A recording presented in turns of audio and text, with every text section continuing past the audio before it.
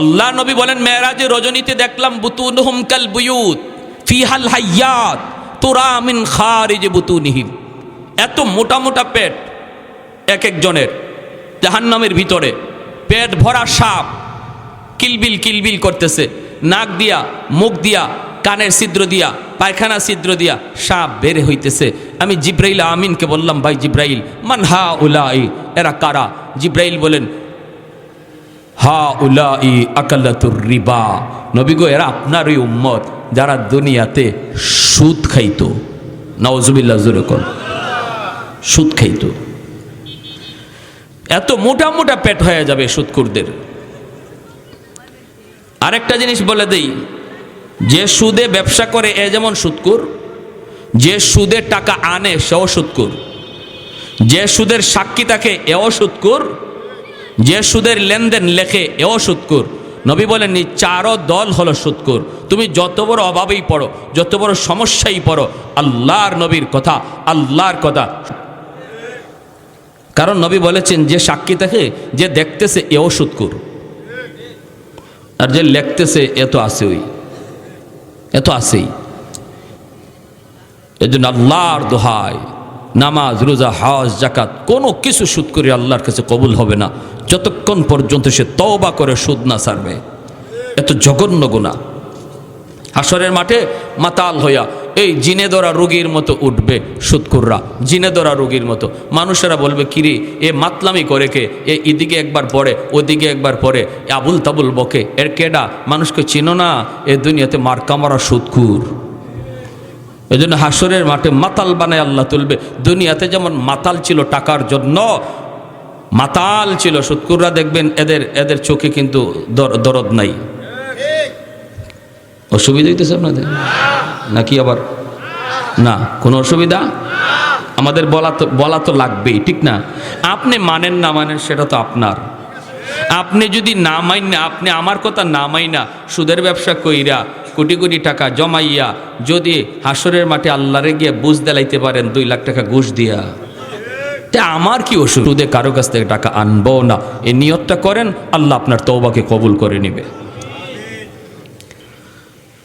এজন্য বলতেছিলাম, একটু মনোযোগ দিয়ে খেয়াল করে শোনেন। নামাজ পড়িয়া যেই মানুষটা আল্লাহর হুকুম পালন করে, আল্লাহর হুকুম নামাজ পড়িয়া যেই মানুষটা দোকানদারি করে, সেও দোকানদারি করে না, বরং আল্লাহর হুকুম মানতেছে। কারণ দোকানদারি করা, রিজিক তালাশ করা, এটাও কার হুকুম?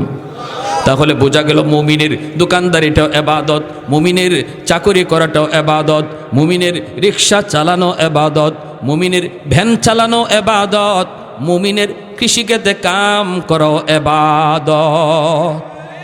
সবকিছু ইবাদতের ভিতরে গণ্য, ইবাদতের ভিতরে গণ্য। জুন্নুন মিসরি রহমাতুল্লাহ আলাইহি তিনি মাছ মারতেন, আর হালাল কোনো কাজকে কেউ কোনোদিন ছোট করে দেখব না। একজন রিক্সাওয়ালা ভাই রিক্সা চালায়, বুট বেচে, বাদাম বেচে,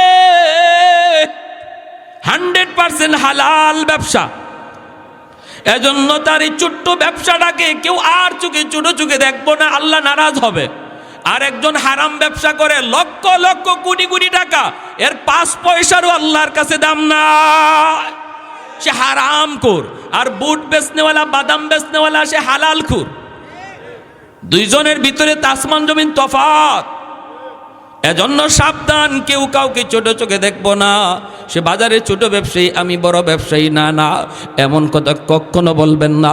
ব্যবসা যদি হালাল হয়, তার ব্যবসা আল্লাহর কাছে অনেক দামি, কারণ সে হালাল ব্যবসা কইরাই জান্নাতে আমার নবীর সাথে থাকার সুযোগ পাবে।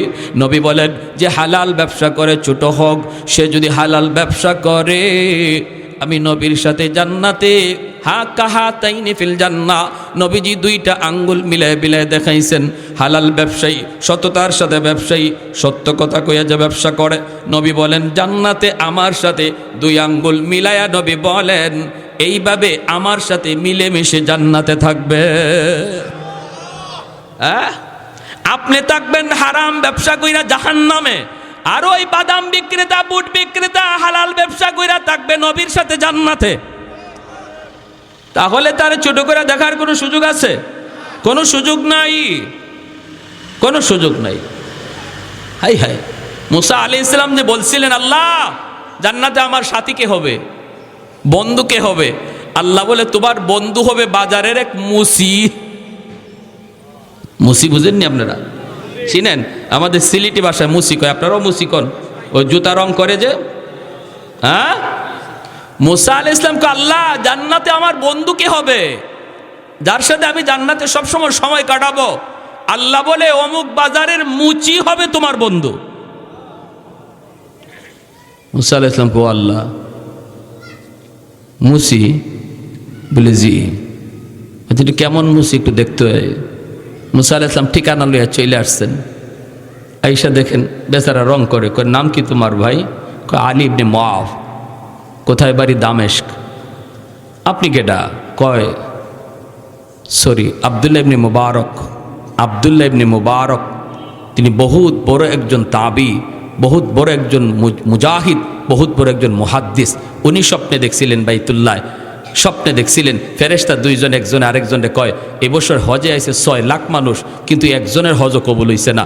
তবে হ্যাঁ 6 লাখের হজই আল্লাহ কবুল করছে একজন মানুষের খাতিরে। কে সেটা? বলে ওই দামেস্কের বাজারের এক মুসি, যে হজে আসে নাই অথচ তার খাতিরে আল্লাহ 6 লক্ষ হাজির হজ কবুল করেছে। ওই আব্দুল্লাহ ইবনে মুবারক আসছিলেন, এই কেমন মুসি একটু দেখে আসি। আইসা দেখেন এই অবস্থা। আর মুসা আলাইহিস সালামের বন্ধু আছিল কসাই। মুসা আলাইহিস সালামের বন্ধু কে ছিল? আল্লাহ বলছিলেন তোমার বন্ধু হবে বাজারের এক কসাই, যে কি করে? গোশত বিক্রি করে। এগুলারও তো আমরা বেশি একটা দাম দিই না, ঠিক না? এগুলা করে না, এগুলা না, এই সমস্ত কাজ না। মনে রাখবেন ওই হযরত জুন্নুন মিসরি রহমতুল্লাহি আলাইহি ইনি করছেন কি, নদীতে মাছ মারতেছেন আর ওই অবস্থায় দেখেন হঠাৎ করে একটা বিচ্ছু নদীর কিনারে দাঁড়ায় আছে, যেন বিচ্ছুটা নদী পার হতে চায়, কিন্তু কেমন করে বিচ্ছুটা নদী পার হবে? হঠাৎ করে তাকে দেখেন পানির নিচ থেকে একটা কচ্ছপ, এই কচ্ছপটা পানির উপরে ভাসলো, ভাইসা সে নদীর কিনারায় আসলো। বিচ্ছুটা লাফ দিয়া কচ্ছপের পিঠে বসে গেল, আর কচ্ছপটা নদীর এই পার থেকে ওই পারে বিচ্ছুরে পৌঁছায়া দিল। আল্লাহ পারেনি না পারে না? ক্ষমতা আল্লাহর আসেনি না নাই? আমাদের সিলেটে যে সুরমা নদী পার হইছেন শাহজালাল মুজররদে ইয়ামনির নৌকায় না যায় নামাজে, জানেননি আপনারা ইতিহাস? গৌরগোবিন্দের বিরুদ্ধে যে যুদ্ধ করলেন শাহজালাল মুজররদে ইয়ামনি, ইয়ামন থেকে আইয়া সিলেটে, এই সিলেট ঢুকতে একটা নদী পড়ে সুরমা নদী। এই সুরমা নদীতে নদীর সব নৌকা গৌরগোবিন্দ সরায় ফেললো। ওই অবস্থায় আল্লাহর ওলি নদী পার হয়েছিলেন কিভাবে? যায় নামাজ বিছাইয়া, যায় না নামাজে বসে গেছেন, আল্লাহ যায় নামাজের উপর দিয়ে নদী পার করে দিয়েছেন। সুবহান। পানি কার কথা শুনে? আল্লাহ যদি বলে পানি তুই ডুবা তাহলে ডুবায়, আল্লাহ যদি বলে পানি তুই ভাসায় রাখ তাহলে ভাসায় রাখে। আগুনকে আল্লাহ যদি কয় তুই জ্বালা তাহলে জ্বালা, আর যদি আল্লাহ কয় সাবধান আমার বন্ধু ইব্রাহিম জ্বালাবি না, পশম পর্যন্ত জ্বালাইতে পারে না, সাবধান আমার বন্ধু মুসা তুর পাহাড় জ্বলবি, মুসার যেন কোনো ক্ষতি না হয়, তাহলে বোঝা গেল আগুন সেও কার কথা শুনে? আর একটু জোরে কন্যা মালিকের না। পানি কার কথা শুনে? আল্লাহর কথা শুনে। সমস্ত মাখলুক আল্লাহর কথা শুনে, শুধু মানুষ আমি আর তুমি আল্লাহর কথা ঠিক মতো মানি না। গাছে আল্লাহর আদেশ মানতেছে, সূর্য আল্লাহর আদেশ মানতেছে, সব কিছু আল্লাহর আদেশ অক্ষরে অক্ষরে মানে, বিন্দু পরিমাণ তারা হেরফের করে না। আল্লাহ যেভাবে বলছেন এভাবেই আজও আছে, কালও আছে, আগামীতেও থাকবে। কিন্তু মানুষ আমরা ওয়াদা দিয়ে আসছি, আল্লাহ আমরা তোমার ইবাদত করব, তোমার গোলামি করব। রূহ জগতে আল্লাহ পাক জিগাইছেন আলাস্তু বিরব্বিকুমুল আলা, আমি কি তোমাদের রব নই? আমি কি তোমাদের রব নই? রব মানে তোমরা কি আমাকে রব মানো না? রব মানে যিনি সব কিছু করেন, তার আদেশ কি তোমরা মানবা না? সমস্ত মানুষ আল্লাহর কাছে স্বীকার করে আসছে, আল্লাহ তুমি আমাদের রব, আমরা তোমারই গোলামি করব। কিন্তু মানুষ বড় নিমক হারাম, এই ওয়াদা দিয়ে আসার পরে ওয়াদার কথা ভুলে যায়, ঠিক কি না? আর কোন মাখলুক ওয়াদার কথা ভুলে না। জুন্নুন মিসরি রহমতুল্লাহি আলাইহি তিনি দেখতেছেন কচ্ছপের পিঠে বৈশা এই বিচ্ছুটা নদী পার হয়ে গেল। এইবার আল্লাহর ওলি কয়, মালিক ই কেমন দৃশ্য দেখলাম, আল্লাহ আমার মন চায় বিচ্ছুটা কই যাইতে চায়, আমি একটু দেখতে চাই। আল্লাহ আমাকেও তুমি নদী পার করাও। আল্লাহ আমারে তুমি কেমনে পার করাবা? বিচ্ছুরে যদি কচ্ছপের পিঠে কইরা পার করাইতে পারো, আমাকে তুমি যায় নামাজে বসায় পার করাও। রব্বুল আলামিন কয়, বন্ধু যায় নামাজ বিছায়া দাও। অন্তরের ভিতরে আল্লাহ পাক ইলহাম করলেন, যায় নামাজ পানিতে বিছায়া দাও। জুন্নুন মিসরি যায় নামাজে বৈশা তিনি নদী পার হয়ে গেলেন। এইবার তিনি বিচ্ছুটার পিছনে পিছনে রওনা দিলেন। বিচ্ছুটা কোন দিকে যায়, কেন যাইতেছে, তিনিও পিছনে পিছনে যাইতেছেন। হঠাৎ করে দেখেন বিচ্ছুটা এত দ্রুত বেগে যাইতেছে, পাগল পারা হয়ে বিচ্ছুটা দৌড়াইতেছে। তিনিও পিছনে পিছনে দৌড়ান। যাইতে যাইতে দেখেন একটা গাছ, হাওরের মাঝখানে একটা গাছ দেখা যায়। ওই গাছের নিচে একটা রাখাল ঘুমাইতেছে, উটের রাখাল, সে ঘুমাইতেছে। ওই রাখালের দিকেই বিচ্ছুটা দৌড়াইতেছে। জুন্নুন মিসরি তিনিও ওই দিকে দৌড়ান। কাছে যায় দেখেন রাখাল ঘুমাইতেছে, আর রাখালের মাথার পাশে বিষাক্ত একটা সাপ এইভাবে ফনা ধরে আছে। যে কোনো মুহূর্তেই রাখালকে হত্যা করে ফেলবে, রাখালকে আঘাত করবে। বিচ্ছুটা যাইয়েই দেরি করে নাই, লাফ দিয়া সাপের পিঠে উঠে গেল। সাপের মাথায় ওইটা সাপটারে এমন ভাবে বিচ্ছু কামড় দিল, মুহূর্তের ভিতরে সাপটা জায়গায় মরে গেল। সুবহানাল্লাহ। আহাদুল লাইসা কামিসলি সামাদুন লাইসা কাফাদলি লিমানিল মুলকু তুগুই তু সাজাওয়ার খুদাই তো খুদাবন্দ ইয়াবি নি তো খুদাবন্দ ইয়াসারি তো খুদাবন্দ জমিনি তো খুদাবন্দ সামাই তো রহিমি তো করিমি তো সামিঈ তো বসিরি তো মুইদ্দি তো মুযিল্লি তো মালিকিল আরশি বাজাই। আল্লাহু আকবার। আল্লাহর ওলি যুবককে ঘুম থেকে উঠালেন, এরে যুবক ঘুম থেকে উঠো। উঠার পরে তিনি বলেন, যুবক দেখো না মাথার পাশে কি কাণ্ড ঘটে গেল। যুবক মাথার দিকে তাকায় দেখি বিষাক্ত একটা সাপ, বিশাল বড় সাপ মরে পড়ে আছে। আওয়াজ দেয়া কই, আল্লাহর ওলি কি ঘটনা ঘটলো, আমি তো কিছুই বুঝি নাই। জুন্নুন মিসরি বলেন, বাবা কেমন করে তুমি বুঝবা কি কুদরত ঘটে গেছে আল্লাহর, তোমার তো বোঝার কথাও না, তুমি তো আরামে ঘুমাইতেছ, কিন্তু কি যে ঘটে গেল। এরে যুবক এমন কি নেক আমল কইরা ঘর থেকে বের হয়েছ, একটু আমাকে বলো, যার কারণে আল্লাহ পাক নদীর ওই পার থেকে বিচ্ছুরে কুদরতিভাবে পাঠাইয়া এই বিষাক্ত সাপের কামড় থেকে আল্লাহ তোমাকে বাঁচাইলেন। কি এমন নেক আমল করেছো একটু বলো, কি নেক আমল করেছো বলো। এইবার যুবকের চোখ থেকে দর দর করে পানি পড়ে যুবক কান্দে আর কয়, ওগো আল্লাহর ওলি আমি একজন রাখাল, মানুষের উট রাখালি করি, মানুষের দুম্বা রাখালি করি, কিন্তু প্রতিদিন ঘর থেকে বের হওয়ার সময় ফজরের নামাজ অক্ত মতো আদায় করে মসজিদে জামাত পড়ে আমি ঘর থেকে বের হই। আর যখনই ঘর থেকে বের হই তখনই আল্লাহর কাছে দোয়া করি, মালিক আমি তোমার উপর ভরসা করে ঘর থেকে বের হলাম, বিসমিল্লাহি তাওয়াক্কালতু আলাল্লাহ লা হাওলা ওয়ালা কুওয়াতা ইল্লা বিল্লাহিল আলিয়্যিল আযীম। আমার সাথে পড়েন, বিসমিল্লাহি তাওয়াক্কালতু আলাল্লাহ লা হাওলা ওয়ালা কুওয়াতা ইল্লা বিল্লাহিল আলিয়্যিল আযীম। এই হলো ঘর থেকে বের হওয়ার দোয়া। এই দোয়া পড়ে যেই মানুষটা বের হয়, আল্লাহ পাক রব্বুল আলামিনের উপর পূর্ণ ভরসা কইরা আল্লাহ বলে, ওমাইয়া তাওয়াক্কাল আলাল্লাহ ফাহুয়া হাসবু, যে আমার উপর 100 ভরসা করে আমি তার সাথে 100 লেনদেন করি। সুবহানাল্লাহ কোন আমাদের আল্লাহর উপর ভরসার তো পার্সেন্টেজের অভাব নাই। কেউ 10%, কেউ 20%, কেউ 50%, বাকি 50% চেয়ারম্যানের উপরে, মেম্বারের উপরে, ব্যবসার উপরে, দোকানের উপরে, বড় ভাইয়ের উপরে।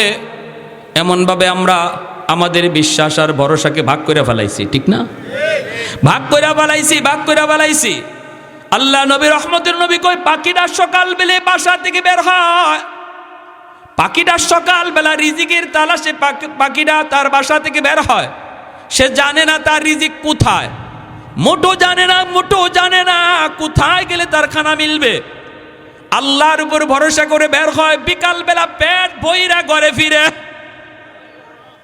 সুবহানাল্লাহ, জোরে কোন। হ্যাঁ, তাহলে রিজিকের মালিক কে? আর একটু জোরে বলেন, রিজিকের মালিক কে? ডাকাতের দল ডাকাতি করতে বের হয়েছে। ডাকাত সর্দার হঠাৎ করে তাকায় দেখি একটা কাক একটা পাকা খেজুরের গাছ থেকে খেজুর টুটে নিয়া, একটা মরা গাছের খেজুরের গাছের উপরে নিয়া বইসেই খেজুরটা রাইকা আবার কাকটা চলে আসে। আইসা পাকা খেজুরের গাছ থেকে খেজুর টুটে করে নিয়া ওই মরা গাছের উপরে খেজুরটা রাইকা আবার চলে আসে। ডাকাত সর্দার কয়, ঘটনা কি একটু বোঝা দরকার, দেখি এখানে কি আছে। ডাকাত সর্দার খেজুর গাছটা বেয়ে বেয়ে উপরে ওইটা দেখে, যেই জায়গার মধ্যে খেজুরটা রাইকা কাক চলে যাইতেছে, ওই জায়গার মধ্যে একটা বিষাক্ত সাপ, অনেক বড় একটা সাপ বসা, কিন্তু সাপটার চোখ নাই, অন্ধ। এজন্য নিজের রিজিক দেখে না, খাওয়ার জন্য নিজে বের হতে পারে না। আল্লাহ পাক রব্বুল আলামিন অন্ধ সাপটারে আল্লাহ পাক কাকের মাধ্যমে তার রিজিকের ব্যবস্থা করতেছে। সর্দার নাইমে আইসে কই, রে আমার সাথীরা কে কোথায় আছো? আমি তওবা করলাম, আর জীবনে ডাকাতি করব না। একটা অন্ধ কাককে যদি আল্লাহ, অন্ধ সাপকে যদি আল্লাহ পাক তার রিজিকের ব্যবস্থা করে, তার কাছে, তার ঠোঁটে, তার মুখে আল্লাহ রিজিক নিয়ে পৌঁছায়, আমি তো আশরাফুল মাখলুকাত, সৃষ্টির শ্রেষ্ঠ জীব, আমি কেন রিজিকের জন্য ডাকাতি করব? আমি কেন রিজিকের জন্য মিথ্যা বলবো? আমি কেন রিজিকের জন্য আরেকজনের মাল হনন করব? আজ থেকে তওবা করলাম, আমি আর ডাকাতি করব না। কিতাবের ভিতরে লিখেন, ওই ডাকাত সর্দার সহ এই সবগুলি ডাকাত ওই যুগের আল্লাহর ওলি হইয়া তারা কবরে গেছে।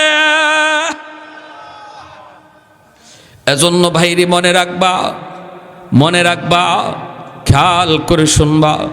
যুবক বলতেছে, আমি যখন ঘর থেকে বের হলাম, আল্লাহর উপর ভরসা নিয়ে আমি বের হলাম, বের হয়ে আমি যখন আসলাম মাঠে, আইসা গরু রাখালি করি, উট রাখালি করি, ওই অবস্থায় একটু ঘুমাবো।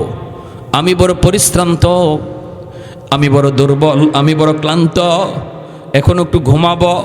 কিন্তু এই জায়গায় ঘুমাবো কোন ভরসায়?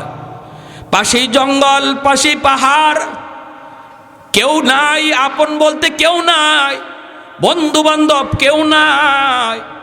আমি এখানে কোন ভরসায় ঘুমাবো? ঘুমায় থাকার পর আমাকে কে দেখবে, কে পাহারা দিবে? কেউ তো পাশে নাই, কিন্তু আমি ক্লান্ত। ওই অবস্থায় গাছের নিচে একটু ঘুমাবো আর আল্লাহর কাছে বললাম, মালিক আমি ঘুমাইতে চাই, কিন্তু আমার পাহারা দিবে কে? মালিক কেউ নাই, পাহারা দিবা তুমি আল্লাহ। আল্লাহ আমি তোমার পাহারায় ঘুমাইতেছি, আমাকে হেফাজত করো। আল্লাহ বলে, ওমাইয়া তাওয়াক্কাল আলাল্লাহ ফাহুয়া হাসবু। বান্দা বিশ্বাস কর, তুই আমার উপর যেমন ভরসা রাখবি, আমি আল্লাহ তোর সাথে ওই রকম আচরণ করব। এজন্য ওই বান্দা, ওই যুবক, ওই রাখাল যখন আল্লাহর উপর 100 ভরসা করে ঘুমায়, রব্বুল আলামিন তারে কুদরতি ভাবে আল্লাহ তারে বাঁচায়। জোরে বলেন সুবহানাল্লাহ।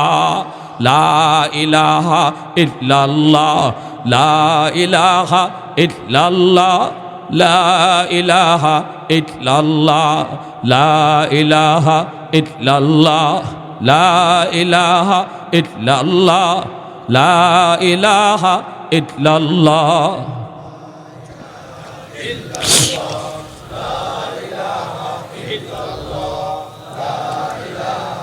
আল্লাহু রাব্বুনা মুহাম্মদ নবিয়ুনা আল্লাহু রাব্বুনা মুহাম্মদ নবিয়ুনা নাহনু নুতিউহুমা নাহনু কুল্লুন হিজবুল্লাহ লা ইলাহা ইল্লাল্লাহ ওয়াতাসিম বিহাবলিল্লাহ মুজাহিদ ফি দীনিল্লাহ লা ইলাহা ইল্লাল্লাহ লা ইলাহা ইল্লাল্লাহ লা ইলাহা ইল্লাল্লাহ লা ইলাহা ইল্লাল্লাহ।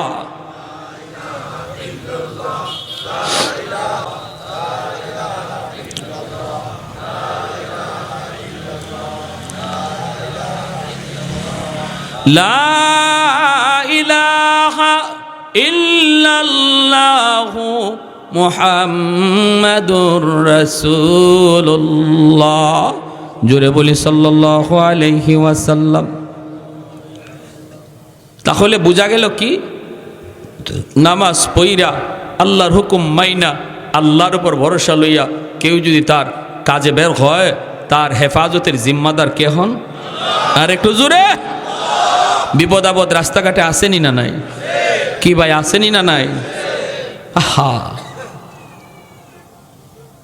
2 সেকেন্ড আগেও জানা যায় না যে আমার 2 সেকেন্ড পরেই আমার কপালে বহুত বড় বিপদ, ঠিক কিনা?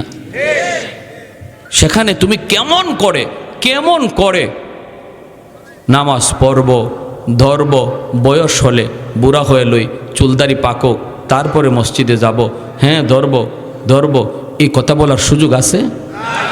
সুযোগ আছে যুবক? কোন সুযোগ? চোখের সামনে কত যুবক কবরে চলে গেল রোড অ্যাক্সিডেন্টে। চোখের সামনে কত যুবক স্ট্রোক করে মারা গেল। খেলার সাথী কবরে শুয়ে আছে, লেখাপড়ার সাথী কবরে শুয়ে আছে, সমবয়সের বন্ধুরা কবরে চলে গেছে। একটু কি তোমার ভয় লাগে না? একটু কি তোমার ভয় লাগে না রে যুবক? এমন তারও মনে আশা ছিল নামাজ পড়ব, ধরব, কিন্তু আর জীবনে পড়া হলো না। তুমি যদি গায়ে শক্তি দেখতে মসজিদে আসো, যে বয়সে তোমার গায়ে শক্তি থাকবে না, তুমি ঘরের মধ্যে নামাজ পড়া লাগবে, মসজিদে আসতে পারবা না। তোমার কোমরে ব্যথা, হাঁটুতে ব্যথা, হাঁটতে পারো না, তুমি বাইরে হতে পারো না, লাঠি নিয়েও তুমি চলতে পারো না। ঘরের মধ্যে যখন তুমি নামাজ পড়বা, আল্লাহ পাক রব্বুল আলামিন সূরা 3 মধ্যে আল্লাহ কসম খেয়ে বলেন, 4টা কসম খেয়ে আল্লাহ বলেন, ইল্লাল্লাযীনা আমানু ওয়া আমিলুস সালিহাত ফালাহুম আজরুন গায়রু মামনুন। তুমি ঘরে বৈশা নামাজ পড়লো বান্দা, তোমার আমল নামায় আমি আল্লাহ মসজিদের জামাতের সওয়াব লিখে দিব। রব্বুল আলামিন ফেরেশতাদেরকে বলবে, ফেরেশতারা আমার বান্দার যৌবনের আমলটা তোমরা যৌবনের ফাইলটা একটু বের করো। যৌবনের ফাইলটা বের করে আল্লাহ বলবে, দেখো যৌবনে তার মসজিদে গিয়ে নামাজ পড়া আমল দেখা যায়।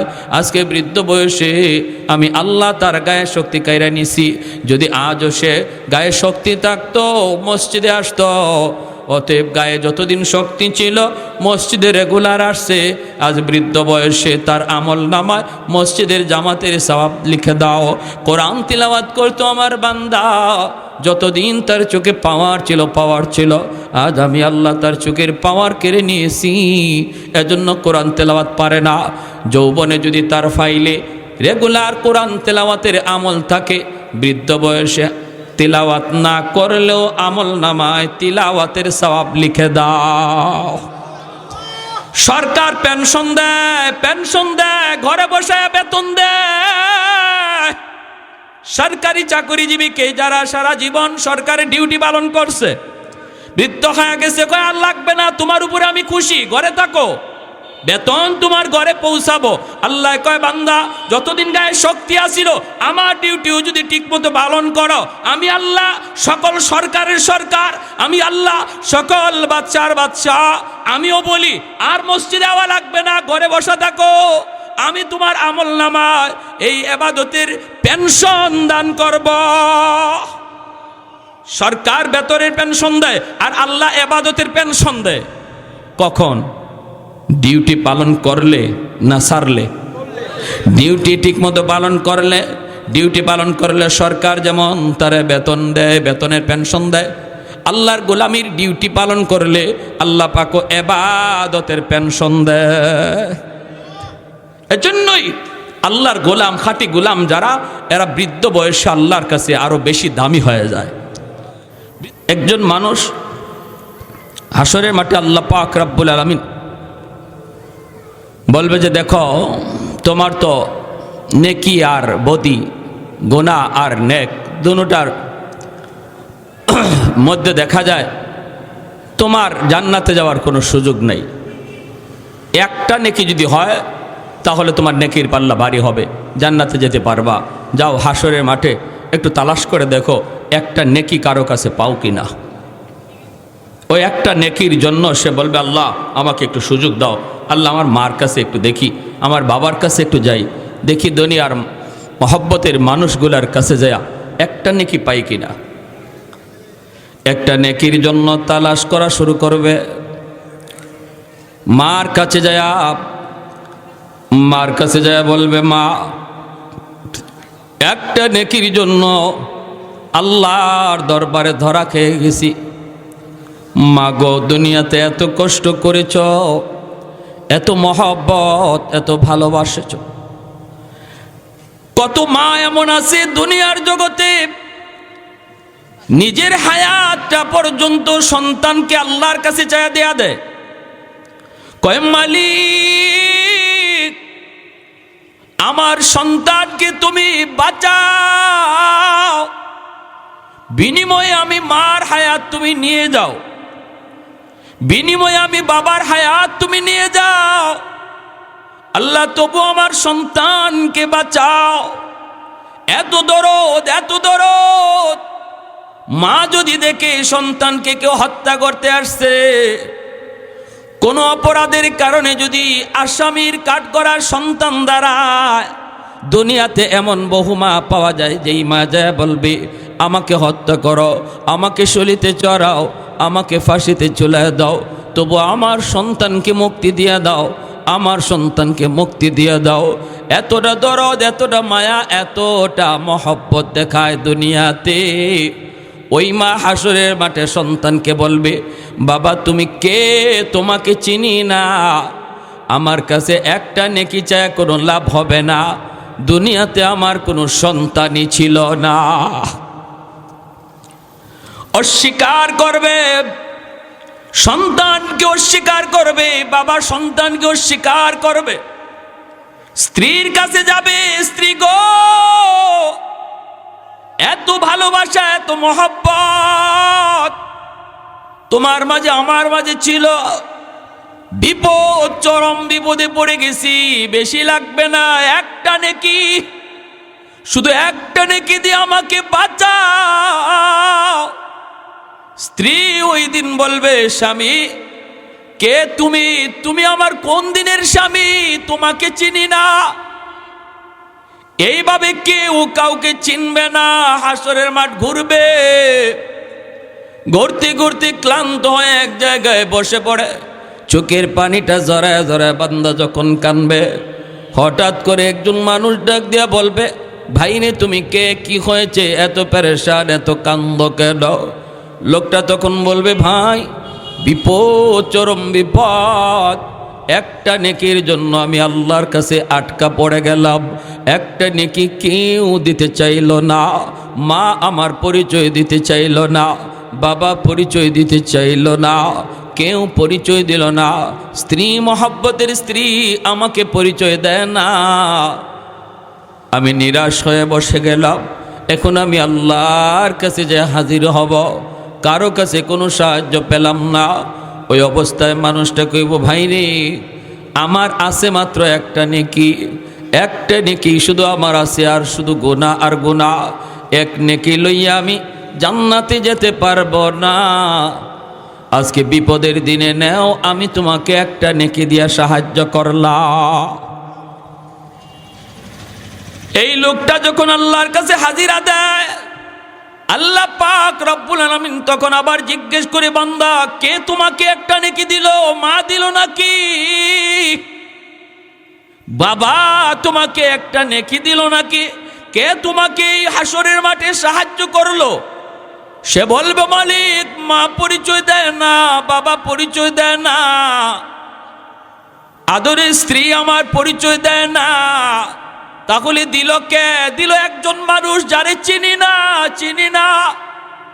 তার আছেই শুধু একটা নেকি, সে আমাকে একটা নেকি দিয়ে দিল। এক নেকি দিয়ে সে তো জান্নাতে যেতে পারবে না। আল্লাহ পাক রব্বুল আলামিন, আল্লাহ পাক রব্বুল আলামিনের দয়ার সাগর রব্বুল আলামিন 99 ভাগ দয়া লইয়া মায়া লইয়া ওই ময়দানে বিচারকের আসরে বসা। রব্বুল আলামিন তখন বলবে, আজ হাসরের মাঠে তোমার দয়া দেখাইলো কে? হাসরের মাঠে দয়া দেখানোর সিফাত আর গুণ শুধুমাত্র আমি আল্লাহর, আর তো কারো না। এ ফেরেশতারা যাও আমার ওই বান্দারেও ডাকায়া আনো যে আজ তারে দয়া দেখাইল। ভাইরা আমার,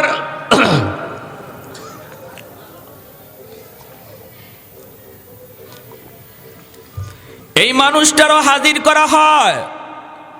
এইবার আল্লাহ পাক রব্বুল আলামিন তখন বলে, বান্দা হাসরের মাঠে তো দয়া দেখানো শুধুমাত্র আমি আল্লাহর গুণ, এটা আমি আল্লাহর শুধু বৈশিষ্ট্য। তুমি আজ হাসরের মাঠে আরেকজনরে দয়া দেখাইছো, আমার গুণ আমার সিফাতটা তুমি আজকে প্রকাশ করেছ।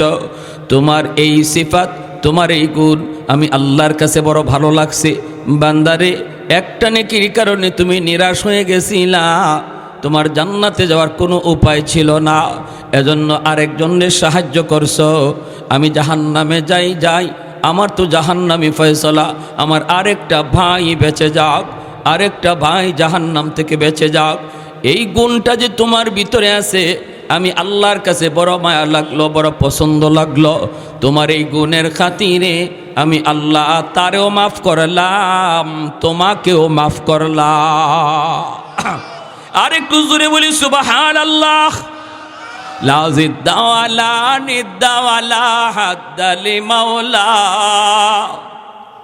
লা জিদ্দা ওয়ালা নিদ্দা ওয়ালা হাদ্দা লিমাওলা, আল আনা কামা কানা ওয়ালাম ইয়ালকা যাওয়ালা, আল আনা কামা কানা ওয়ালাম ইয়ালকা যাওয়ালা, লা মিসলা ওয়ালা সাওয়ারা মিসলাম ওয়া নাযীরা, মান ক্বালা সিওয়া যালিকা ক্বাদ ক্বালা মুহালা, মান ক্বালা সিওয়া যালিকা ক্বাদ ক্বালা মুহালা, লা ওয়ালদা ওয়ালা ওয়ালিদা লা আম্মা ওয়া খালা, লা শিবহা ওয়ালা মিসলা ওয়ালা কুফুয়া লিমাওলা।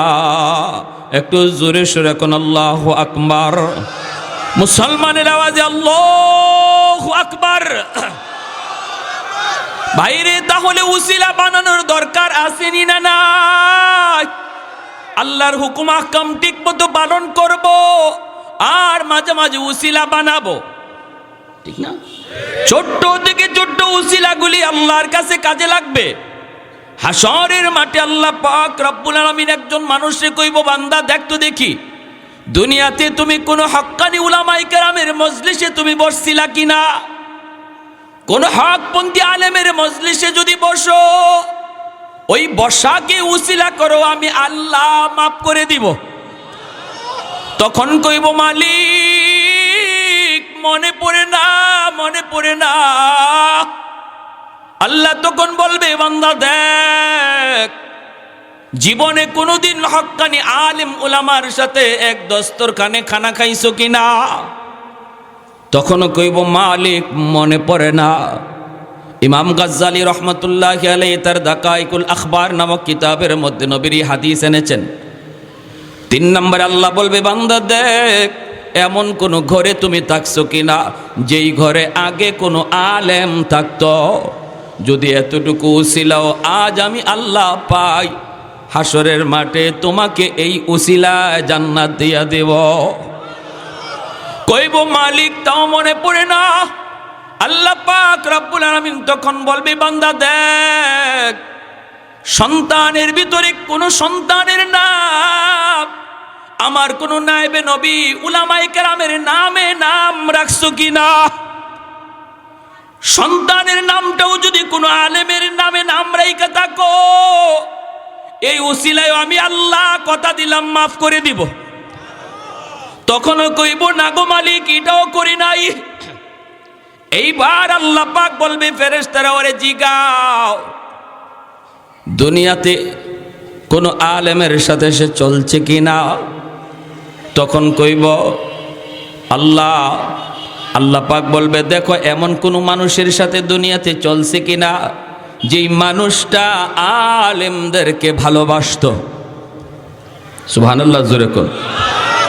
এখন আল্লাহ পাক রব্বুল আলামিন সরাসরি আলেমদের সাথে তার যেহেতু সম্পর্ক পাওয়া যাইতেছে না, এবার আল্লাহ পাক ভায়া ধরছে। ভায়া আল্লাহ কই বান্দারে জিগাও এমন কোন মানুষের সাথে দুনিয়াতে সে মহব্বত রাখছে কিনা যেই মানুষটা আলেমদেরকে মহব্বত করত।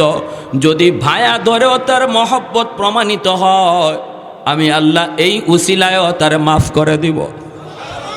এইবার লোকটাই কইব মালিক, মনে পড়েছে দুনিয়াতে আমার একজন বন্ধু ছিল, আমার ওই বন্ধু উলামায়ে কেরামকে ভালোবাসতো, আমার ওই বন্ধু মসজিদের ইমাম মুয়াজ্জিনকে কদর করত, আমার ওই বন্ধু মাদ্রাসার ছাত্র উস্তাদকে ভালোবাসতো, আমার ওই বন্ধু এলাকার উলামায়ে কেরামের সাথে চলতো, তার সাথে আমার বন্ধুত্ব ছিল। আল্লাহ পাক রব্বুল আলামিন তখন বলবে ফেরেশতারা, আমার বান্দারে তোমরা ফিরে আনো। আমার বান্দা উলামায়ে কেরামের সাথে ডাইরেক্ট যদি সম্পর্ক প্রমাণিত না হয়, ভায়া ধরে তার সম্পর্ক প্রমাণিত হয়েছে, এই উসিলায় আমি আল্লাহ এই হাসরের মাঠের ভয়াবহ দিনে তার মাফ করে দিলাম। আলাইকুম বিমুজালাসাতিল উলামা ওয়া ইস্তিমাই কালামিল হুকামা ফাইন্নাল্লাহা তাআলা ইউহয়িল কলবাল মাইয়িতা বিনূরিল হিকমা কামা ইউহয়িল আরদাল মাইতাতা বিওয়াবিলিল মাতার। এজন্যই নবী বলেছেন, উম্মতের দল ফিতনার জমানায় যদি দৌলতি ঈমান বাঁচাতে চাও, আমার উম্মতের উলামায়ে কেরামের সাথে মিলে মিশে থাকবা, উলামায়ে কেরামকে কদর করবা, উলামায়ে কেরামের পরামর্শে চলবা। আল্লাহ পাক রব্বুল আলামিন তোমার ঈমানটারে আল্লাহ নিজে কুদরতি হাতে হেফাজত করবে, ঈমানকে আল্লাহ তাজা করবে। গুনার চতুর্দিকে আওয়াজের কারণে আমাদের প্রত্যেকের ঈমান দুর্বল হয়ে গেছে, ঈমান মুর্দা হয়ে গেছে, দিল মুর্দা হয়ে গেছে। আল্লাহ পাক আল্লাহর নবী রহমতের নবী বলেন, জমিন যখন মুর্দা হয়ে যায়, এই জমিনের মধ্যে যখন বৃষ্টির পানি পড়ে, সাথে সাথে জমিনে প্রাণ ফিরে পায়।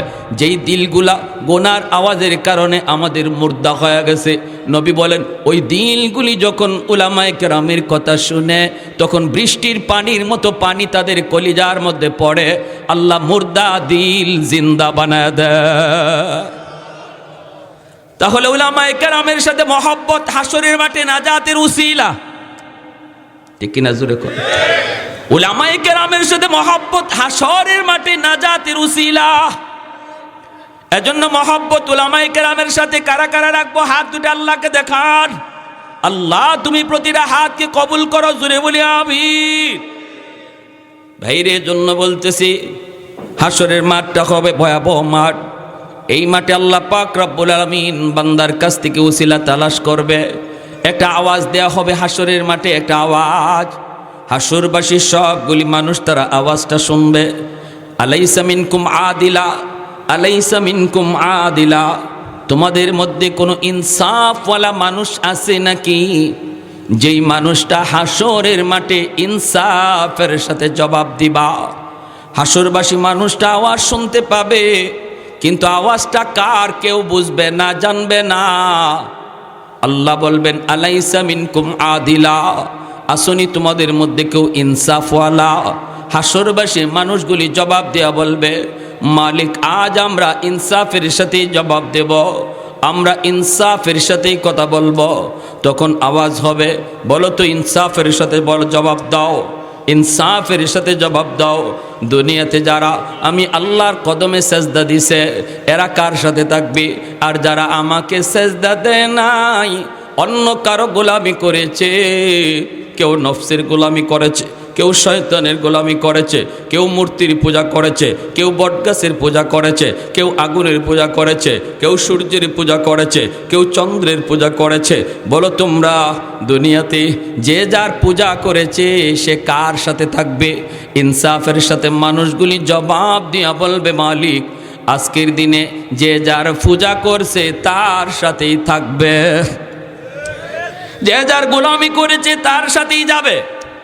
এই কথা বলা মাত্র আল্লাহ বলবেন, ঠিক বলেছো, ইনসাফের সাথে জবাব দিয়েছো। আল্লাহু আকবার। আল্লাহ বলবেন, তোমরা ঠিক বলেছো, ইনসাফের জবাব দিয়েছো। যে যার গোলামি করেছে আজ হাসরের মাঠে সে তার সাথে যাবে। এইবার আল্লাহ বলবেন, সূর্যের পূজারীরা কোথায়? সূর্যের পূজারীরা কোথায়? সূর্যের সাথে যাও, জাহান্নামে যাও। চন্দ্রের পূজারীরা কোথায়? চন্দ্রের সাথে জাহান্নামে যাও। মূর্তির পূজারীরা কোথায়? মূর্তির সাথে জাহান্নামে যাও। নফসের পূজারীরা কোথায়? নফসে আম্মারার সাথে জাহান্নামে যাও।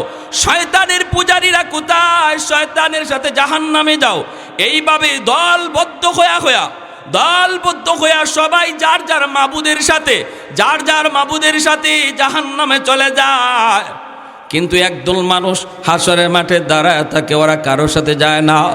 আল্লাহ ওদেরকে জিজ্ঞেস করবেন, আল্লাহ তার নিজের পরিচয় না দিয়া আল্লাহ বলবেন, সবাই তো যার যার মাবুদের সাথে চলে গেল, তোমরা কেন এখানে দাঁড়ায় আসো? তোমরা কার অপেক্ষা করো? মানুষগুলি তখন কইব, আমরা দুনিয়াতে একজন মাবুদের ইবাদত করেছি, আমরা তার কুদরতি কদমে সেজদা দিয়েছি, কিন্তু কোনোদিন মাবুদকে দেখি নাই। আমরা আমাদের মাবুদকে কোনোদিন দেখি নাই, তার কদমে সেজদা দিয়েছি। আজ যদি আমরা আমাদের মাবুদের সাথে যেতে হয়, মাবুদরে না দেখা জান্নাতে যেতে পারি না। আমরাও আমাদের মাবুদের সাথে যাব। তখনই আল্লাহ বলবেন, তোমরা তোমাদের মাবুদকে দেখলে চিনবা নাকি? তোমরা তোমাদের মাবুদকে দেখলে কি চিনবা? ওই মানুষগুলি কইব, মালিক আমরা আমাদের মাবুদকে দেখলে চিনব। আল্লাহ তখন বলবেন, কেমনে চিনবা? কাইফা তারিফুন ওয়ালাম তারাউহু, কেমন করে তারে দেখবা, কেমন করে তারে চিনবা? তারে দুনিয়াতে কোনোদিন তো দেখো নাই। তখন ওই মানুষগুলি কইব, আমরা আমাদের মাবুদকে না দেখলো আমরা আমাদের মাবুদের সিফাতগুলি জানি, গুণাবলীগুলি জানি। কি জানো? তোমাদের মাবুদের গুণাবলী কি জানো? আমাদের মালিক হলেন আল্লাহুস সামাদ, তিনি আহাদ। আল্লাহুস সামাদ, তিনি হলেন সামাদ, লা শাবিহা লাহু ওয়ালা নাযীরা লা। তিনি এমন এক জাত, যেই জাতের মতো আর কেউ নাই। তিনি একক, তার সদৃশ্য বলতে কিছুই নাই। তিনি একক, তিনি বেনজির, তিনি বেমিসাল, তিনি বেনজির, তিনি বেমিসাল। এই কথা বইলা যখন আল্লাহর প্রশংসা শুরু করবে, রব্বুল আলামিন তখন আওয়াজ দিয়া বলবে, বান্দা আর প্রশংসা লাগবে না, এতক্ষণ পর্যন্ত যে কথা বলেছে আমি তোমাদের মাবুদ। আর একটু জোরে সুবহানাল্লাহ। এতক্ষণ যাবত যে কথা বলেছে আমি তোমাদের মাবুদ, আমি কুল হুয়াল্লাহু আহাদ আল্লাহুস সামাদ লাম ইয়ালিদ ওয়া লাম ইউলাদ ওয়া লাম ইয়াকুল লাহু কুফুয়ান আহাদ। আমি সেই জাত, আমি সেই মালিক। রব্বুল আলামিনের পরিচয় পাওয়া মাত্রই আল্লাহ তাদের সামনে কুদরতি কদম আল্লাহ বের করে দিবেন। আল্লাহ পাকের কুদরতি কদমটা বের করা মাত্রই কুদরতি কদম দেখে ওই মানুষগুলা তখন সেজদায় পড়ে যাবে, সেজদায় পড়ে যাবে। কারণ তারা ইমানদার, তারা আল্লাহর গোলামি করেছে, শয়তানের গোলামি করে নাই। এই মানুষগুলা ইমানদার, এরা মূর্তির পূজা করে নাই, এরা সূর্যের পূজা করে নাই, এরা দেবতার পূজা করে নাই, করেছে আল্লাহর। এজন্য আল্লাহর কদমে সেজদায় পড়বে। কিন্তু এই মুমিনদের ভিতরে একদল মানুষ, তারা সেজদা করতে পারবে না। তারা আল্লাহকে মানত ঠিক, শয়তানকে মাবুদ মানত না, মূর্তিরও মাবুদ মানত না, মাবুদ মানত আল্লাহকে। কিন্তু দুনিয়াতে আল্লাহর কদমে সেজদা দিত না, মসজিদে টাইম মতো আসতো না, আজান হলে পরে তার মসজিদে দেখা যাইতো না। বন্ধু মসজিদে যায় কিন্তু সে মসজিদে আসতো না। আল্লাহকে মানত, ঈমান ছিল, কিন্তু নামাজের আমল ছিল না। ওই মানুষগুলি তারা দেখবে, মানুষগুলি আল্লাহকে সেজদা দেয়, কিন্তু তারা সেজদা দিতে পারবে না। বারবার চেষ্টা করবে, বারবার চেষ্টা করবে, এরপরও সেজদা দিতে পারবে না, এরপরও সেজদা দিতে পারবে না। ভাইরা বন্ধুরা, আবার চেষ্টা করবে, পিছন দিকে উপর হয়ে পড়ে যাবে। আবার চেষ্টা করবে, চোখের পানির বদলে রক্ত বের হতে লাগবে, কান্না করে করে আফসোস করবে আল্লাহ পাক। তখনই তাদেরকে ডাক দেয়া বলবে, বান্দা কি হয়েছে তোমাদের কি হয়েছে? তোমরা সেজদা দিতে পারো না কেন? তখন কইবা, আল্লাহ সেজদা দিতে মন চায় কিন্তু পারি না, কোমর তো বাঁকা হয় না, পিঠ তো বাঁকা হয় না। আল্লাহ বলবেন, বান্দারে কষ্ট লাগে বুঝি? কয় মালিক কষ্ট হয়, দেখতেছি আমার প্রতিবেশী আল্লাহরে সেজদা দেয়, আমার পাশের দোকানদার আল্লাহ তোমাকে সেজদা দেয়, আমার বন্ধু তোমারে সেজদা দেয়, কিন্তু আমি পারি না, জন্য কষ্ট হয়। রব্বুল আলামিন তখন বলবে, বান্দা দুনিয়াতে আমারে সেজদা দিছিলা নাকি? দুনিয়ায় যদি তুমি ঠিক মতো আমারে সেজদা দিতা, আজ হাসরের মাঠেও তুমি সেজদা দিতে পারতা। দুনিয়ায় যদি তোমার পিঠ বাঁকা হইতো, আজ হাসরের মাঠেও তোমার পিঠ বাঁকা হইতো। আজ কান্না করে কোনো লাভ নাই, হাসরের মাঠে কান্নার কোনো দাম নাই। কান্নার দাম যদি থাকে দুনিয়ার জগৎ, হাসরের মাঠে আফসোস কইরা কোনো লাভ নাই। উলামায়ে কেরাম কত তোমারে বুঝাইল রে বান্দা, দাওয়াত তাবলীগের সাথীরা কত করে বুঝাইলো, এরপরে তুমি বুঝ মানলা না। চোখের সামনে বন্ধু মসজিদে গেল, চোখের সামনে বন্ধু তাবলীগের কাজে গেল, 3 দিন সময় লাগাইলো, ইস্তেমার মাঠে গেল, কিন্তু তোমাকে ডাকলো তুমি যাও নাই। হকপন্থী ওলি আল্লাহদের দরবারে তোমাকে কত করে ডাকা হলো, এরপরও তুমি যাও নাই। ওই দিন যদি তাদের ডাকে সাড়া দিতা, তাদের কথাগুলি তুমি শুনতা, দিলটা তোমার নরম হইত, তুমি সেদিন থেকে পাক্কা নামাজি হওয়ার ইরাদা করে ফেলতা। বন্ধু যখন তোমার পাশ দিয়া মসজিদে যায় আর তুমি মসজিদের পাশ দিয়া বাজারে যাও, ওই দিন তোমার যাওয়া দেখেও আমি আল্লাহর কুদরতি কলিজায় বড় কষ্ট লাগছে। কারণ আমি আল্লাহ তোমারে কত আদর করে বানাইলাম, এত আদর করে আমি আল্লাহ আর কোনো মাখলুক বানাই নাই। ফেরেশতাকেও আমি আল্লাহ নিজের হাতে বানাই নাই, আসমান জমিনও আমি আল্লাহ নিজের হাতে বানাই নাই, জান্নাত জাহান্নামও আমি আল্লাহ নিজের হাতে বানাই নাই। কিন্তু বান্দা শুন, আমি আল্লাহ তোরে নিজের হাতে বানাইছি, তোরে আমি আল্লাহ নিজের হাতে বানাইছি। কারণ তোমার ওই চেহারার ভিতরে এত দামি কপাল, এই কপাল দিয়ে তুমি আমার কুদরতি কদমে সেজদা দিবা। এজন্য এই কপাল কোন ফায়াকুন বললে হয় না, ফেরেশতাদের হাতে বানাইলে হয় না।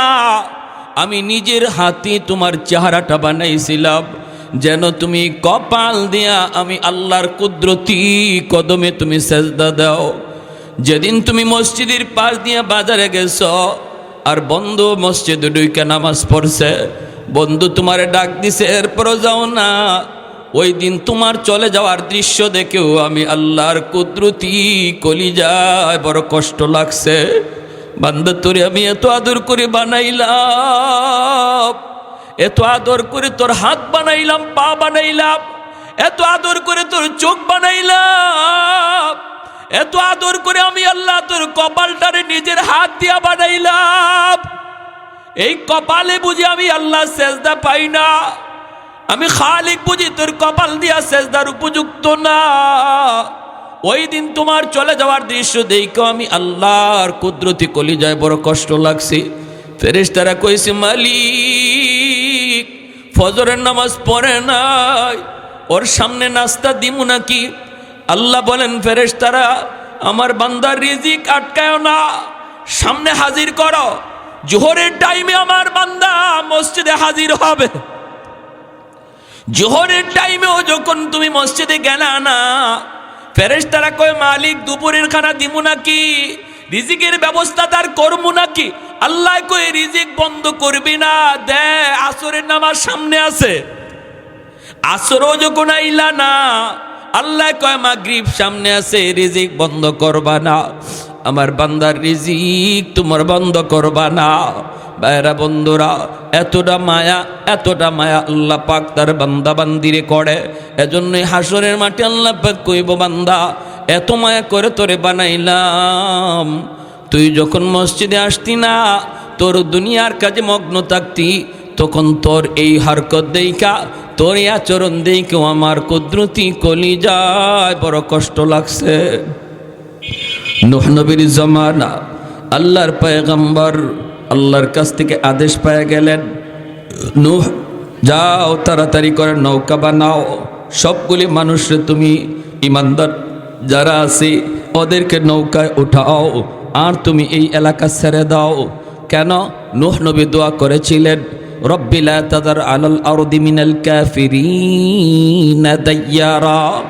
আল্লাহ একটা বেঈমানরও তুমি রাখবা না, একটা বেঈমানরও রাখবা না, সবগুলিরে তুমি ধরো।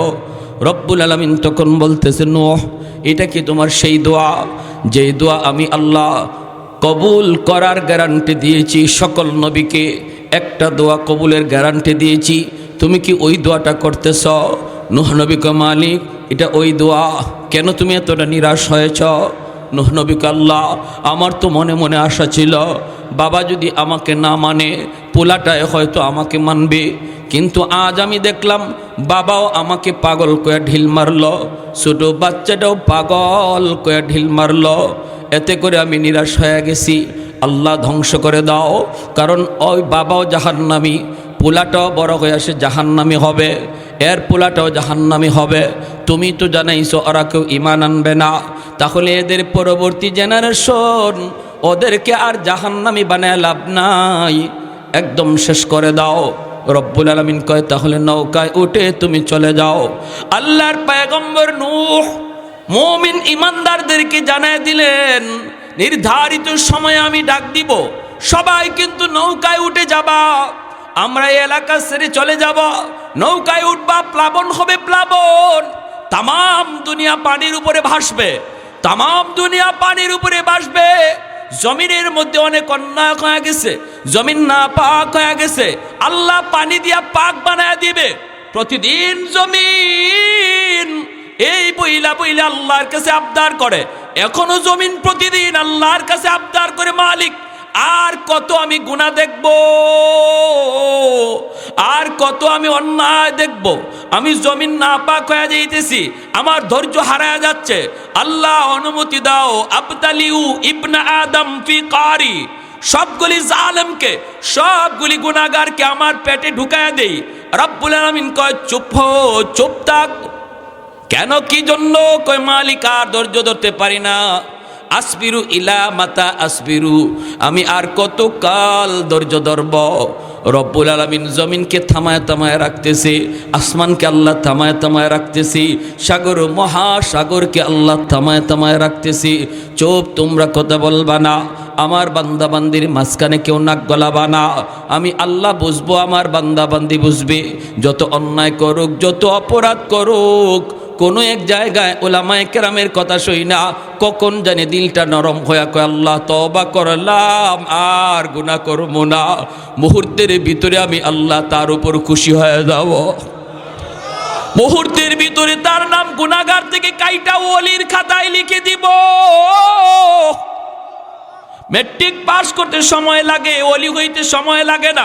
দারোগা হইতে সময় লাগে, ওলি হইতে সময় লাগে না। এমপি মিনিস্টার হইতে সময় লাগে, ওলি হইতে সময় লাগে না। সফল ব্যবসায়ী হইতে সময় লাগে, আল্লাহর ওলি হইতে সময় লাগে না। এক সেকেন্ডের ভিতরে একজন মানুষের দিল যদি পরিবর্তন হয়ে যায়, আর যদি কয় মালিক যত অন্যায় করেছি আর করবো না, আর তোমারে নারাজ করবো না, আর তোমার কুদরতি কলিজায় আর ব্যথা দিব না, আল্লাহ একটা সেকেন্ডের ভিতরে তার নাম ওলির খাতায় লিখে দেয়। আত্তাইবু মিনাজ যামবি কামান লা যামবা লা। ভাইরা বন্ধুরা, জন্য বলতেছিলাম, জমিন প্রতিদিন আল্লাহর কাছে এইভাবে আবদার করে, প্রতিদিন এমন আবদার করে, আল্লাহ সবগুলি আবদার ফিরায় দেয়, সবগুলি আবদার আল্লাহ ফিরায় দেয়। এজন্য বলতেছিলাম রে ভাই, খেয়াল করে শোনো, নূহ নবী কয়, উম্মতের দল, নির্ধারিত সময়ে তোমরা নৌকায় উঠবা। একজন বুড়ি মহিলা ছিল, বুড়ি মহিলা কয়, নবী গো, আমি বড় দুর্বল, আমাকে আপনি নিয়ে যাইয়েন, আমি কিন্তু দুর্বল মানুষ, গায়ে শক্তি কম, ঠেলাঠেলি পাড়াপাড়ি লাফালাফি করে আমি নৌকায় উঠতে পারবো না। নবী কয়, ঠিক আছে গো মা, আমি তোমাকে ইয়াদ করে নিয়ে যাব। কিন্তু যেই দিন নবী যান, ওই দিন ওই বৃদ্ধা মহিলার কথা নূহ নবী তিনি ভুলে গেছেন। চলে গেছেন তো চলে গেছেন, দুনিয়া পানির উপরে ভাসলো, তুফান, ঝড়, ভূমিকম্প, কিছুই জমিনের উপরে আর নাই, সব জমিনের নিচে চলে গেল। কিছুই জমিনের উপরে নাই, সব নিচে চলে গেল। আল্লাহর পয়গম্বর, তুফান যখন থামলো, দুনিয়া শেষ, কিছুই নাই, মানুষ নাই, পশু নাই, পাখি নাই, তামাম দুনিয়া একদম মানব শূন্য। শুধুমাত্র আল্লাহর পয়গম্বর নূহ নবী, তিনি তার উম্মতদেরকে নিয়ে, ইমানদার মানুষদেরকে নিয়ে, মাত্র কয়েকজন, বেশি না, 80 থেকে 90 জন মানুষকে নিয়ে তিনি নৌকায়। হঠাৎ করে পয়গম্বরের মনে পড়ল ওই বৃদ্ধা মহিলার কথা।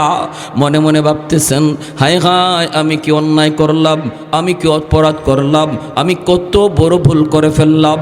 আমি তো মাকে আনি নাই, আমার মা তিনি তো বলেছিলেন বাবা আমাকে নিয়ে যেও। ওই বৃদ্ধা মহিলার কথা নবীর ইয়াদ হলো, তিনি আবার জনপদে ফিরে আসলেন, আয়েশা মহিলাকে তালাশ করবেন। হায় হায়, তালাশ করে তো কোনো লাভ নাই, দেখি কোথাও লাশটা পাওয়া যায় কিনা। এখন বড় মায়া লাগলো, খুঁজতে খুঁজতে তার বাড়ির পাশে আসেন, আয়েশা দেখেন তার ভাঙ্গা চোরা ওই ঘরটা এখনো দাঁড়ায়া আছে। ভাঙ্গা চোরা ঘর এখনো দাঁড়ায় আছে। নবী অবাক হয়ে গেলেন, আল্লাহর কুদরতি কদমে তার সাথে সাথে সেজদায় পড়ে গেলেন। ও মালিক, তোমার কুদরত বুঝা পুরো দায়। আল্লাহ কিছুই না, এই ভাঙ্গা ঘর কেমন করে টিকে আছে? ডাক দিলেন, মা, মা। ওই বৃদ্ধা মহিলা আল্লাহর ওয়ালি, সে ঘর ঝাড়ু দেয় আর আল্লাহর নাম জপে। নবীর ডাক শোনা মাত্র এই মহিলা কই, বাবা, তুফান কি শুরু হয়ে গেল নাকি? নবী বাহির থেকে কই, মা গো, তুফান শুধু শুরু হইছে না, তুফান হইয়া শেষ হয়ে গেছে, শেষ হয়ে গেছে, আর কিছু নাই। মহিলা আল্লাহর কদমে সেজদায় পড়ে কাঁদতে লাগলো। নবী এবার কান্দে আর কয়, মালিক, কিছুই বুঝি নাই, কিছুই বুঝি নাই। আল্লাহ কেমন করে কি হলো? ওই মহিলা বাঁচলো কেমন করে, তার ঘর টিকলো কেমন করে? আল্লাহ পাক রব্বুল আলামিন তখন বলতেছে, নূহ, আমার বান্দি এত করে তোমারে বলছিল তুমি তারে ইয়াদ করে নিয়ে যাইতা, কিন্তু তুমি তার কথা ভুলে গেছো। তোমরা নবী হইয়া উম্মত বলতে পারো, কিন্তু আমি আল্লাহ হইয়া আমার বান্দা বান্দি বলতে পারি না। তোমরা ভুলে যাইতে পারো, আমি আল্লাহ ভুলতে পারি না, বলতে পারি না। আমার ওই বান্দির কথাটা আমি আল্লাহ ভুলি নাই, ভুলি নাই। নূহ নবী সিজদায় পড়ে হাউমাউ করে কান্দেন, হাউমাউ করে কান্দেন, মালিক আমার ভুল হয়ে গেছে।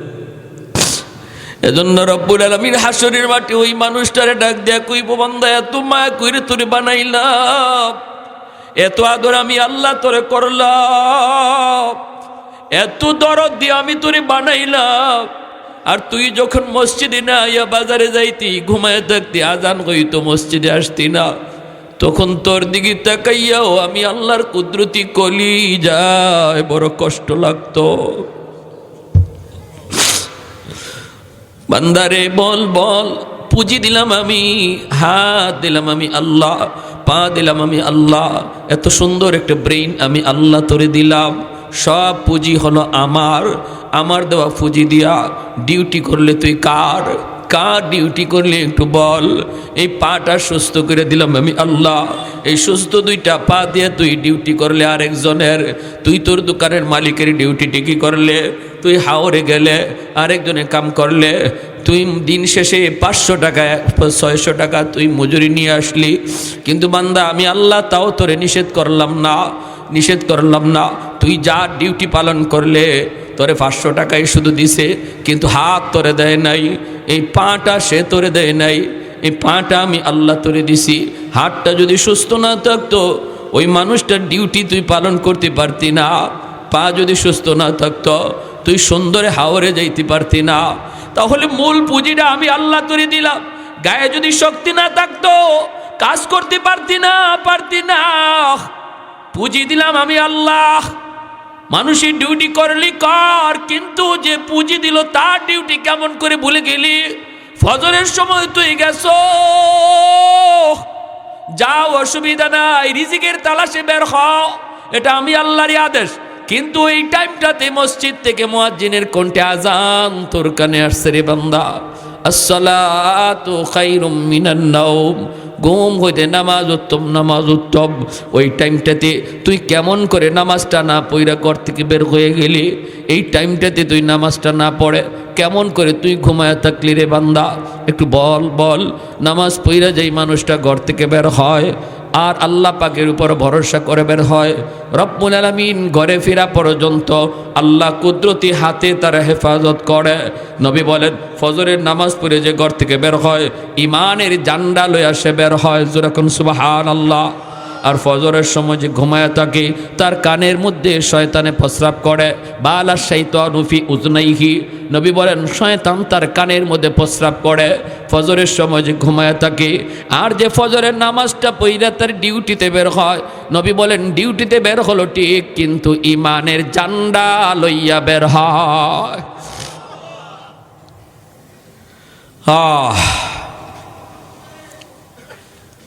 এক লোক জুন্নুন মিসরি রহমতুল্লাহি আলাইহি, বহুত বড় আল্লাহর একজন ওলি। অসুবিধা হইতেছে আপনাদের? মনোযোগ আছে সবার? একটু জিকির করি, লা ইলাহা ইল্লাল্লাহ।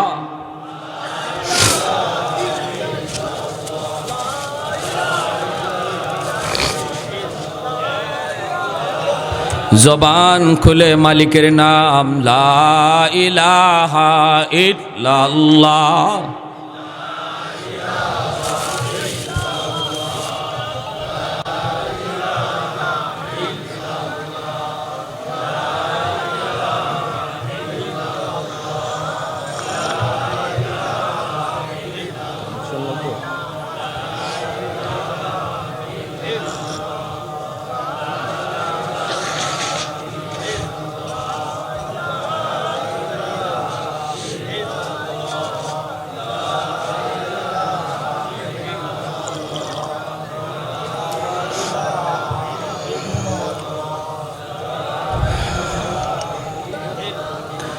লা ইলাহা ইল্লাল্লাহু মুহাম্মাদুর রাসূলুল্লাহ।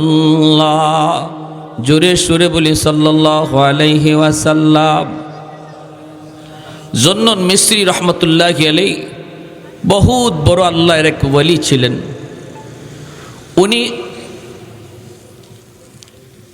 জীবিকার জন্য, রিজিকের জন্য মাছ মারতেন। রিজিক তালাশে ঘর থেকে বের হওয়ার নির্দেশ আল্লাহর। ফাইদা কুদিয়াতিস সালাত ফান্তাশিরু ফিল আরদ ওয়াবতাগু মিন ফাদলিল্লাহ। আল্লাহ বলেন বান্দা তুমি যখনই আমার হুকুম নামাজ আদায় করেছ তখন আর মসজিদে বসা থাকার দরকার নাই। তুমি এবার ঘর মসজিদ থেকে বের হইয়া রিজিক তালাশ করো, আমি আল্লাহর অনুগ্রহ তালাশ করো। এটা আল্লাহর আদেশ। এজন্যই মুফাসসিরিনে কেরাম এই আয়াতের তাফসীরে বলছেন একজন মানুষ মসজিদে নামাজ পড়ে মসজিদে বইয়া যদি তসবিহ জপে যে পরিমাণ সওয়াব হবে, আরেকজন মানুষ নামাজটা পড়া মসজিদ থেকে বের হইয়া বিবি বাচ্চার রিজিকের জন্য সে যদি ব্যবসার প্রতিষ্ঠানে বসে, তার ওই ব্যবসার প্রতিষ্ঠানে বৈশা থাকাও মসজিদে বৈশা নফল নামাজ পড়ার চেয়ে বেশি সওয়াব হবে। যেরকম সুবহানাল্লাহ। চাকুরির টেবিলে বসা এটাও নফল নামাজের চেয়ে বেশি সওয়াব হবে যদি সে নামাজ ঠিকমতো আদায় কইরা সে তার দুনিয়ার রিজিক তালাশে বের হয়। একজন মানুষ দোকানে বসা ফজর পইরা জুহর পর্যন্ত সে ব্যবসা করেছে, হালাল ব্যবসা এবং সততার সাথে ব্যবসা, মিথ্যা বলে নাই, মাপে কম দেয় নাই, খারাপটারে ভালো কইয়া বেছে নাই, যেটা খারাপ খারাপটা খারাপই বলছে, ভালোটা ভালো বলছে। এই মানুষটা জোহরের আজান হলে যখনই মসজিদে রওনা দেয় শাটার বন্ধ করে। মুফাসসিরিনে কেরাম লেখেন ফজর থেকে নিয়ে জোহর পর্যন্ত এই পুরা টাইমটা যেই টাইমে সে ব্যবসা করলো, এই ব্যবসার পুরা টাইম নফল নামাজ, নফল তসবিহ, নফল জিকির, নফল দুরুদ পড়লে যেই সওয়াব হইতো আল্লাহ তার আমল নামা দান করেন। তাহলে ব্যবসায়ী ব্যবসা করে আল্লাহর ওলি হতে পারে, চাকরিজীবী চাকরি টেবিলে বসেও আল্লাহর ওলি হতে পারে যদি তার অন্তরে আল্লাহর ভয় থাকে। ঠিক কিনা জোরে খান? রিক্সা চালক রিক্সা চালাই আল্লাহর ওলি হতে পারে, ভ্যান চালক ভ্যান চালে আল্লাহর ওলি হতে পারে, কৃষক জমিতে কাজ করে আল্লাহর ওলি হতে পারে। জমিতে গেল আল্লাহর ভয় অন্তরে রাখলো, আইল কাটলো না, আরেকজনের পানি নিজের জমিতে আনার চেষ্টা করলো না। আজান হলো, জোহরের টাইম হয়েছে, সেই জমির আইলে দাঁড়ায় নামাজে দাঁড়ায় গেছে, এই লোকটা আমাদের ভিতরে আল্লাহর ওলি হয়ে গেছে। প্যারে হাজরিন, এজন্য কেউ এই কথা মনে না করি যে আল্লাহর ওলি হওয়া খুব কঠিন, না, মোটেও না। দুনিয়াতে যত সহজ কাজ আছে এর মধ্যে সবচেয়ে সহজ হলো আল্লাহর ওলি হওয়া। আল্লাহর ওলি হওয়ার চেয়ে পৃথিবীতে আর এত সহজ কোনো কাজ নাই, এত সহজ কোনো কাজ নাই। আমার পুরা দুনিয়াদারির সাথে রাইখাও আমি আল্লাহর ওলি হইতে পারবো যদি হাতে থাকে দুনিয়ার কাজ আর দিলের মধ্যে থাকেন যদি আল্লাহ। যে মানুষটার দিলে আল্লাহ, হাতে দুনিয়ার কাজ, সে ওই হাতের কাজ দিয়া কোনোদিন অন্যায় করবে না। ঠিক কিনা? টেবিলের নিচ দিয়া ঘুষ খাবে না, দোকানের ব্যবসার প্রতিষ্ঠানে বৈশা ব্যবসা করবে, সুদের কারবার করবে না। সুদ খাওয়া হালাল না হারাম? আরো জোরে হালাল না হারাম? কি জাত হারাম? আহাল্লাল্লাহুল বাইআ ওয়া হাররামার রিবা। নবী আল্লাহ বলেন আমি ব্যবসাকে হালাল করেছি আর সুদকে হারাম করেছি। তাহলে সুদ হারাম করেছেন কে? আল্লাহ। যে মানুষ সুদ খায় সে তার মাকে যেন বিয়া করলো, নাউজুবিল্লাহ জোরে কোন। এটা আল্লাহর নবীর হাদিস। এর চেয়ে নিকৃষ্ট কাজ পৃথিবীর কোনো মানুষ, কোনো সন্তান যেমন মাকে বিয়ে করতে পারে না, নবী বলেন তোমরা এরকমই জঘন্য জিনিস মনে কইরো সুদ খাওয়ারে। তার মাঝে নবী বুঝাইলেন যে তার মাকে বিয়ে করতে পারে সে সুদও খাইতে পারে, আর যে মাকে বিয়ে করতে পারে না সে জিন্দিগিতে সুদ খাইতে পারে না। আল্লাহ নবী বলেন মেরাজে রজনীতে দেখলাম বুতুনহুম কাল বুয়ুত ফিহাল হাইয়াত তুরা মিন খারিজ বুতুনিহিম।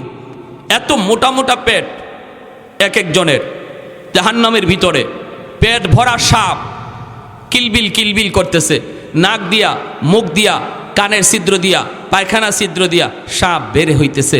আমি জিব্রাইল আমিনকে বললাম ভাই জিব্রাইল মান হা উলাই, এরা কারা? জিব্রাইল বলেন হা উলাই আকালাতুর রিবা।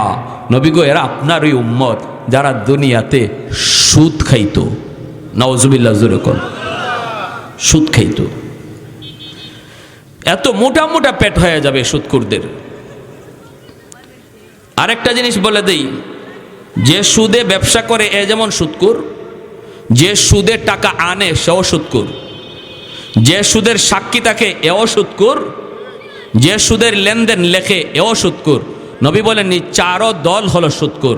তুমি যত বড় অভাবেই পড়ো, যত বড় সমস্যাই পড়ো, আল্লাহর নবীর কথা, আল্লাহর কথা। কারণ নবী বলেছেন যে সাক্ষী থাকে, যে দেখতেছে এও সুদখোর, আর যে লেখতেছে এত আছে, ওই এত আছেই। এজন্য আল্লাহর দোহাই, নামাজ, রোজা, হজ, যাকাত কোনো কিছু সুদ করে আল্লাহর কাছে কবুল হবে না যতক্ষণ পর্যন্ত সে তওবা করে সুদ না ছাড়বে। এত জঘন্য গুনাহ। হাসরের মাঠে মাতাল হইয়া এই জিনে ধরা রোগীর মতো উঠবে সুদকুররা, জিনে ধরা রোগীর মতো। মানুষেরা বলবে, কিরে এ মাতলামি করে কে, এ এদিকে একবার পড়ে ওদিকে একবার পড়ে, আবুল তাবুল বকে, এর কেডা? মানুষকে চিনো না? এ দুনিয়াতে মার্কা মারা সুদকুর। এই জন্য হাসরের মাঠে মাতাল বানায় আল্লাহ তুলবে। দুনিয়াতে যেমন মাতাল ছিল টাকার জন্য, মাতাল ছিল সুদকুররা, দেখবেন এদের চোখে কিন্তু দরদ নাই। অসুবিধা হইতেছে আপনাদের নাকি? আবার না, কোনো অসুবিধা? আমাদের বলা তো লাগবেই, ঠিক না? আপনি মানেন না মানেন সেটা তো আপনার। আপনি যদি না মাইন না, আপনি আমার কথা না মাইনা সুদের ব্যবসা কইরা কোটি কোটি টাকা জমাইয়া যদি হাসরের মাঠে আল্লাহরে গিয়ে বুঝ দেলাইতে পারেন 2 লাখ টাকা ঘুষ দিয়া, তা আমার কি সুদে কারো কাছ থেকে টাকা আনবো না, এই নিয়তটা করেন, আল্লাহ আপনার তওবাকে কবুল করে নেবে। এজন্য বলতেছিলাম, একটু মনোযোগ দিয়ে খেয়াল করে শোনেন। নামাজ পড়া যেই মানুষটা আল্লাহর হুকুম পালন করে, আল্লাহর হুকুম নামাজ পড়া যেই মানুষটা দোকানদারি করে, সেও দোকানদারি করে না, বরং আল্লাহর হুকুম মানতেছে। কারণ দোকানদারি করা, রিজিক তালাশ করা, এটাও কার হুকুম? তাহলে বোঝা গেল মুমিনের দোকানদারিটাও ইবাদত, মুমিনের চাকরি করাটাও ইবাদত, মুমিনের রিক্সা চালানো ইবাদত, মুমিনের ভ্যান চালানো ইবাদত, মুমিনের কৃষিক্ষেত্রে কাম করাও ইবাদত। সব কিছু ইবাদতের ভিতরে গণ্য, ইবাদতের ভিতরে গণ্য। জুন্নুন মিসরি রহমাতুল্লাহ আলাইহি তিনি মাছ মারতেন, আর হালাল কোনো কাজকে কেউ কোনোদিন ছোট করে দেখব না। একজন রিক্সাওয়ালা ভাই রিক্সা চালায়, বুট বেচে, বাদাম বেচে, 100% হালাল ব্যবসা।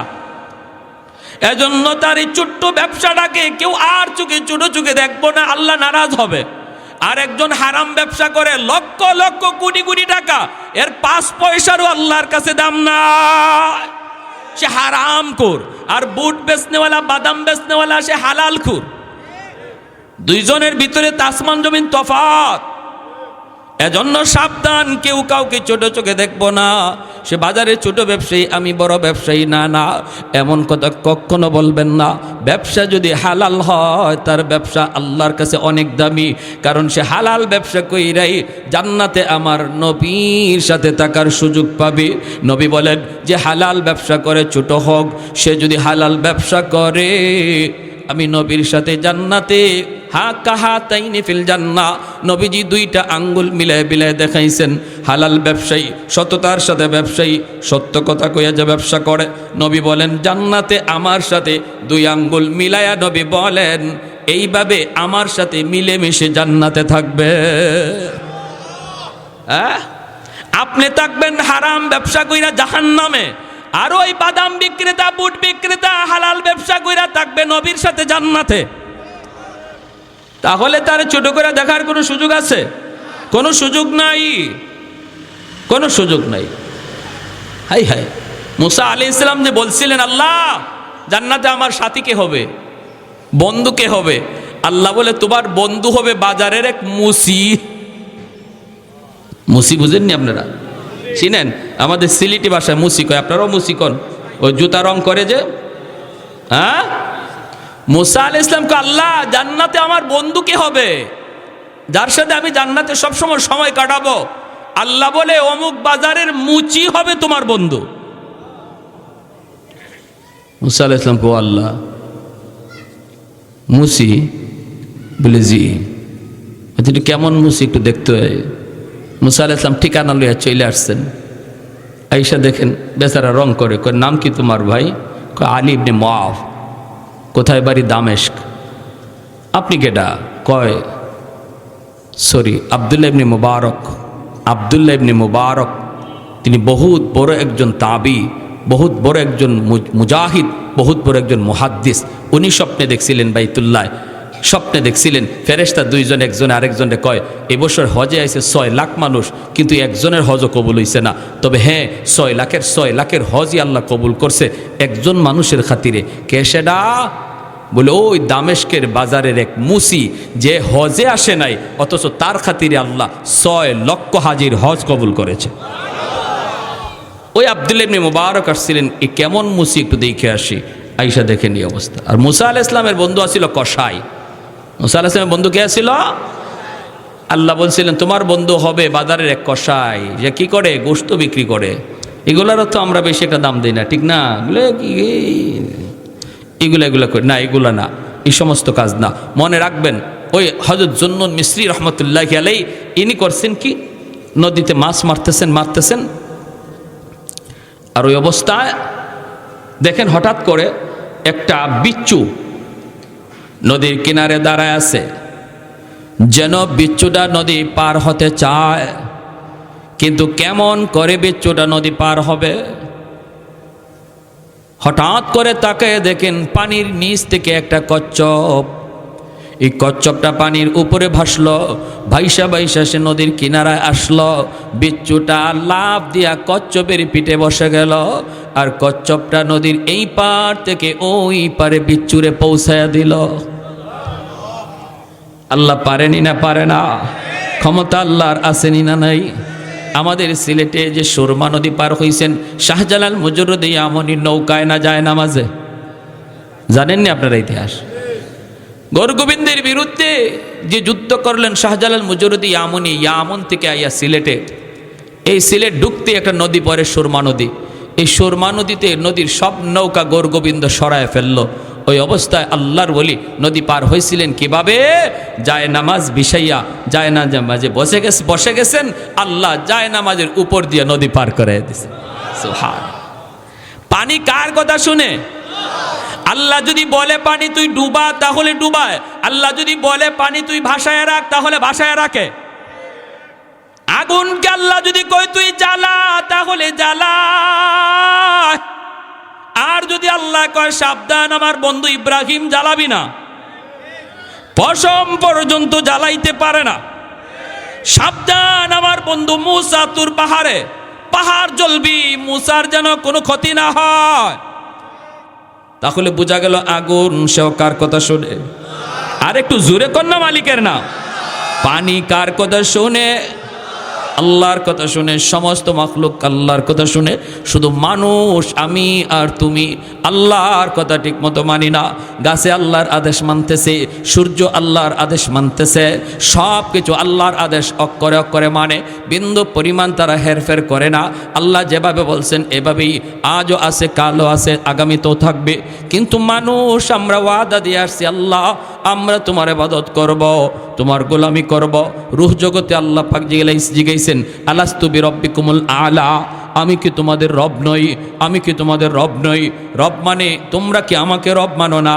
রব মানে যিনি সব কিছু করেন, তার আদেশ কি তোমরা মানবা না? সমস্ত মানুষ আল্লাহর কাছে স্বীকার করে আসছে, আল্লাহ তুমি আমাদের রব, আমরা তোমারই গোলামি করব। কিন্তু মানুষ বড় নিমক হারাম, এই ওয়াদা দিয়ে আসার পরে ওয়াদার কথা ভুলে যায়, ঠিক কি না? আর কোন মাখলুক ওয়াদার কথা ভুলে না। জুন্নুন মিসরি রহমতুল্লাহি আলাইহি তিনি দেখতেছেন কচ্ছপের পিঠে বইসা এই বিচ্ছুটা নদী পার হয়ে গেল। এইবার আল্লাহর ওলি কয় মালিক ই কেমন দৃশ্য দেখলাম, আল্লাহ আমার মন চায় বিচ্ছুটা কই যাইতে চায় আমি একটু দেখতে চাই, আল্লাহ আমাকেও তুমি নদী পার করাও। আল্লাহ আমারে তুমি কেমনে পার করাবা? বিচ্ছুরে যদি কচ্ছপের পিঠে কইরা পার করাইতে পারো, আমাকে তুমি যায় নামাজে বসায় পার করাও। রব্বুল আলামিন কয় বন্ধু যায় নামাজ বিছায়া দাও। অন্তরের ভিতরে আল্লাহ পাক ইলহাম করলেন যায় নামাজ পানিতে বিছায়া দাও। জুন্নুন মিসরি যায় নামাজে বৈশা তিনি নদী পার হয়ে গেলেন। এইবার তিনি বিচ্ছুটার পিছনে পিছনে রওনা দিলেন। বিচ্ছুটা কোন দিকে যায়? কেন যাইতেছে? তিনিও পিছনে পিছনে যাইতেছেন। হঠাৎ করে দেখেন বিচ্ছুটা এত দ্রুত বেগে যাইতেছে, পাগল পারা হয়ে বিচ্ছুটা দৌড়াইতেছে। তিনিও পিছনে পিছনে দৌড়ান। যাইতে দেখেন একটা গাছ, হাওরের মাঝখানে একটা গাছ দেখা যায়। ওই গাছের নিচে একটা রাখাল ঘুমাইতেছে, উটের রাখাল, সে ঘুমাইতেছে। ওই রাখালের দিকেই বিচ্ছুটা দৌড়াইতেছে। জুন্নুন মিসরি তিনিও ওই দিকে দৌড়ান। কাছে যায় দেখেন রাখাল ঘুমাইতেছে, আর রাখালের মাথার পাশে বিষাক্ত একটা সাপ এইভাবে ফনা ধরে আছে। যে কোনো মুহূর্তেই রাখালকে হত্যা করে ফেলবে, রাখালকে আঘাত করবে। বিচ্ছুটা যাইয়েই দেরি করে নাই, লাফ দিয়া সাপের পিঠে উঠে গেল, সাপের মাথায় উইটা সাপটারে এমন ভাবে বিচ্ছু কামড় দিল, মুহূর্তের ভিতরে সাপটা জায়গায় মরে গেল। সুবহানাল্লাহ। আহাদুল লাইসা কামিসলি সামাদুন লাইসা কাফাদলি লিমানিল মুলকু তুগুই তু সাজাওয়ার খুদাই তো খুদাবন্দ ইয়াবি নি তো খুদাবন্দ ইয়াসারি তো খুদাবন্দ জমিনি তো খুদাবন্দ সামাই তো রহিমি তো করিমি তো সামিঈ তো বসিরি তো মুইদ্দি তো মুযিল্লি তো মালিকিল আরশি বাজাই। আল্লাহু আকবার। আল্লাহর ওলি যুবককে ঘুম থেকে উঠালেন, এরে যুবক ঘুম থেকে উঠো। উঠার পরে তিনি বলেন, যুবক দেখো না মাথার পাশে কি কাণ্ড ঘটে গেল। যুবক মাথার দিকে তাকায় দেখি বিষাক্ত একটা সাপ, বিশাল বড় সাপ মরে পড়ে আছে। আওয়াজ দেয়া কই আল্লাহর ওলি, কি ঘটনা ঘটলো? আমি তো কিছুই বুঝি নাই। জুন্নুন মিসরি বলেন, বাবা কেমন করে তুমি বুঝবা কি কুদরত ঘটে গেছে আল্লাহর? তোমার তো বোঝার কথাও না, তুমি তো আরামে ঘুমাইতেছ, কিন্তু কি যে ঘটে গেল। এরে যুবক, এমন কি নেক আমল কইরা ঘর থেকে বের হয়েছ একটু আমাকে বলো, যার কারণে আল্লাহ পাক নদীর ওই পার থেকে বিচ্ছুরে কুদরতিভাবে পাঠাইয়া এই বিষাক্ত সাপের কামড় থেকে আল্লাহ তোমাকে বাঁচাইলেন। কি এমন নেক আমল করেছো একটু বলো, কি নেক আমল করেছো বলো। এইবার যুবকের চোখ থেকে দরদর করে পানি পড়ে যুবক কান্দে আর কয়, ওগো আল্লাহর ওলি, আমি একজন রাখাল, মানুষের উট রাখালি করি, মানুষের দুম্বা রাখালি করি, কিন্তু প্রতিদিন ঘর থেকে বের হওয়ার সময় ফজরের নামাজ অক্ত মতো আদায় করে মসজিদে জামাত পড়ে আমি ঘর থেকে বের হই। আর যখনই ঘর থেকে বের হই তখনই আল্লাহর কাছে দোয়া করি, মালিক আমি তোমার উপর ভরসা করে ঘর থেকে বের হলাম, বিসমিল্লাহি তাওয়াক্কালতু আলাল্লাহ লা হাওলা ওয়ালা কুওয়াতা ইল্লা বিল্লাহিল আলিয়্যিল আযীম। আমার সাথে পড়েন, বিসমিল্লাহি তাওয়াক্কালতু আলাল্লাহ লা হাওলা ওয়ালা কুওয়াতা ইল্লা বিল্লাহিল আলিয়্যিল আযীম। এই হলো ঘর থেকে বের হওয়ার দোয়া। এই দোয়া পড়ে যেই মানুষটা বের হয়, আল্লাহ পাক রব্বুল আলামিনের উপর পূর্ণ ভরসা কইরা আল্লাহ বলে, ওমাইয়া তাওয়াক্কাল আলাল্লাহ ফাহুয়া হাসবু। যে আমার উপর 100 ভরসা করে, আমি তার সাথে 100 লেনদেন করি। সুবহানাল্লাহ কোন। আমাদের আল্লাহর উপর ভরসার তো পার্সেন্টেজের অভাব নাই। কেউ 10%, কেউ 20%, কেউ 50%, বাকি 50% চেয়ারম্যানের উপরে, মেম্বারের উপরে, ব্যবসার উপরে, দোকানের উপরে, বড় ভাইয়ের উপরে। এমনভাবে আমরা আমাদের বিশ্বাস আর ভরসাকে ভাগ করে ফেলাইছি, ঠিক না? ভাগ করে ফেলাইছি। আল্লাহ নবী রহমতের নবী কই, পাখিটা সকাল বেলে বাসা থেকে বের হয়, পাখিটা সকাল বেলা রিজিকের তালাশে পাখিটা তার বাসা থেকে বের হয়। সে জানে না তার রিজিক কোথায়, মোটো জানে না কোথায় গেলে তার খানা মিলবে। আল্লাহর উপর ভরসা করে বের হয়, বিকাল বেলা পেট বইরা ঘরে ফিরে। সুবহানাল্লাহ জোরে কোন। হ্যাঁ, তাহলে রিজিকের মালিক কে? আর একটু জোরে বলেন, রিজিকের মালিক কে? ডাকাতের দল ডাকাতি করতে বের হয়েছে। ডাকাত সর্দার হঠাৎ করে তাকায় দেখি একটা কাক একটা পাকা খেজুরের গাছ থেকে খেজুর টুটে নিয়া একটা মরা গাছের গাছের উপরে নিয়া বইসেই খেজুরটা রাইখা আবার কাকটা চলে আসে, আইসা পাকা খেজুরের গাছ থেকে খেজুর টুটে করে নিয়া ওই মরা গাছের উপরে খেজুরটা রাইখা আবার চলে আসে। ডাকাত সর্দার কয়, ঘটনা কি একটু বোঝা দরকার, দেখি এখানে কি আছে।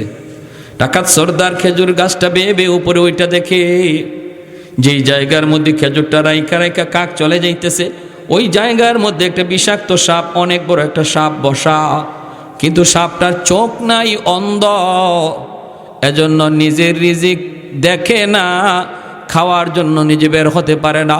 আল্লাহ পাক রব্বুল আলামিন অন্ধ সাপটারে আল্লাহ পাক কাকের মাধ্যমে তার রিজিকের ব্যবস্থা করতেছে।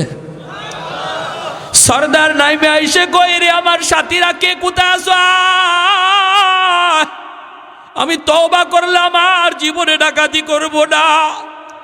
একটা অন্ধ কাককে যদি আল্লাহ, অন্ধ সাপকে যদি আল্লাহ পাক তার রিজিকের ব্যবস্থা করে, তার কাছে, তার ঠোঁটে, তার মুখে আল্লাহ রিজিক নিয়ে পৌঁছায়, আমি তো আশরাফুল মাখলুকাত, সৃষ্টির শ্রেষ্ঠ জীব, আমি কেন রিজিকের জন্য ডাকাতি করব?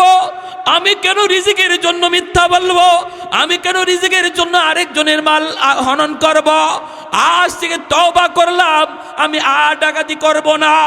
কিতাবের ভিতরে লিখেন, ওই ডাকাত সর্দার সহ এই সবগুলি ডাকাত ওই যুগের আল্লাহর ওলি হইয়া তারা কবরে গেছে। এজন্য ভাইরি মনে রাখবা, মনে রাখবা, খেয়াল করে শুনবা।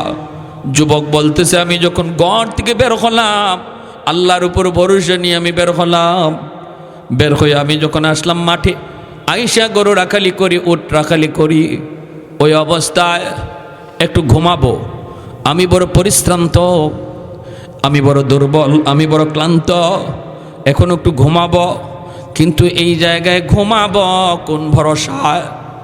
পাশেই জঙ্গল, পাশেই পাহাড়, কেউ নাই, আপন বলতে কেউ নাই, বন্ধু বান্ধব কেউ নাই। আমি এখানে কোন ভরসায় ঘুমাবো?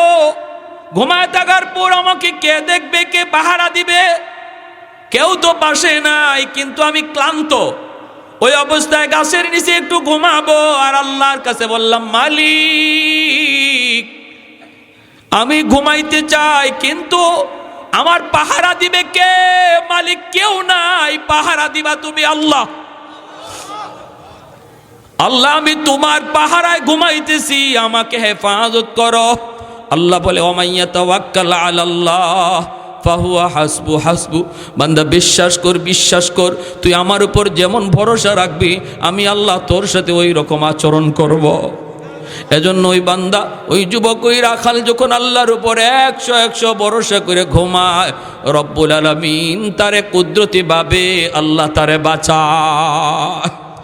জোরে বলেন সুবহানাল্লাহ। লা ইলাহা ইল্লাল্লাহ, লা ইলাহা ইল্লাল্লাহ, লা ইলাহা ইল্লাল্লাহ, লা ইলাহা ইল্লাল্লাহ, লা ইলাহা ইল্লাল্লাহ, লা ইলাহা ইল্লাল্লাহ।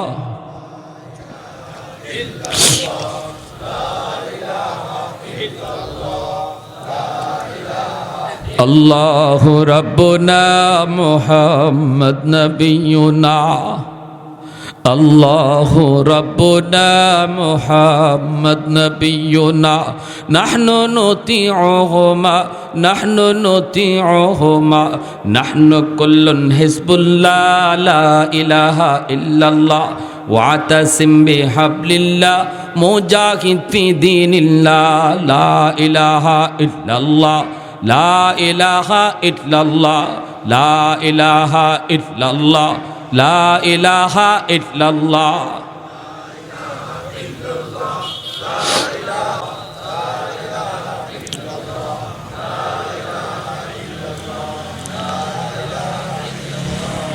লা ইলাহা ইল্লাল্লাহু মুহাম্মাদুর রাসূলুল্লাহ। জোরে বলি সাল্লাল্লাহু আলাইহি ওয়াসাল্লাম। তাহলে বোঝা গেল কি? নামাজ পইরা আল্লাহর হুকুম মাইনা আল্লাহর উপর ভরসা লইয়া কেউ যদি তার কাজে বের হয়, তার হেফাজতের জিম্মাদার কে হন? আর একটু জোরে, বিপদ আপদ রাস্তাঘাটে আসেনি না নাই? কি ভাই আসেনি না নাই? আহা, 2 সেকেন্ড আগেও জানা যায় না যে আমার 2 সেকেন্ড পরেই আমার কপালে বহুত বড় বিপদ, ঠিক কিনা? সেখানে তুমি কেমন করে নামাজ পড়ব, ধরব, বয়স হলে বুড়া হয়ে লই, চুলদারি পাকক, তারপরে মসজিদে যাব, হ্যাঁ ধরব, এই কথা বলার সুযোগ আছে? সুযোগ আছে যুবক? কোনো সুযোগ। চোখের সামনে কত যুবক কবরে চলে গেল রোড অ্যাক্সিডেন্টে। চোখের সামনে কত যুবক স্ট্রোক করে মারা গেল। খেলার সাথী কবরে শুয়ে আছে, লেখাপড়ার সাথী কবরে শুয়ে আছে, সমবয়সের বন্ধুরা কবরে চলে গেছে। একটু কি তোমার ভয় লাগে না? একটু কি তোমার ভয় লাগে না রে যুবক? এমন তারও মনে আশা ছিল নামাজ পড়ব, ধরব, কিন্তু আর জীবনে পড়া হলো না। তুমি যদি গায়ে শক্তি দেখতে মসজিদে আসো, যে বয়সে তোমার গায়ে শক্তি থাকবে না, তুমি ঘরের মধ্যে নামাজ পড়া লাগবে, মসজিদে আসতে পারবা না।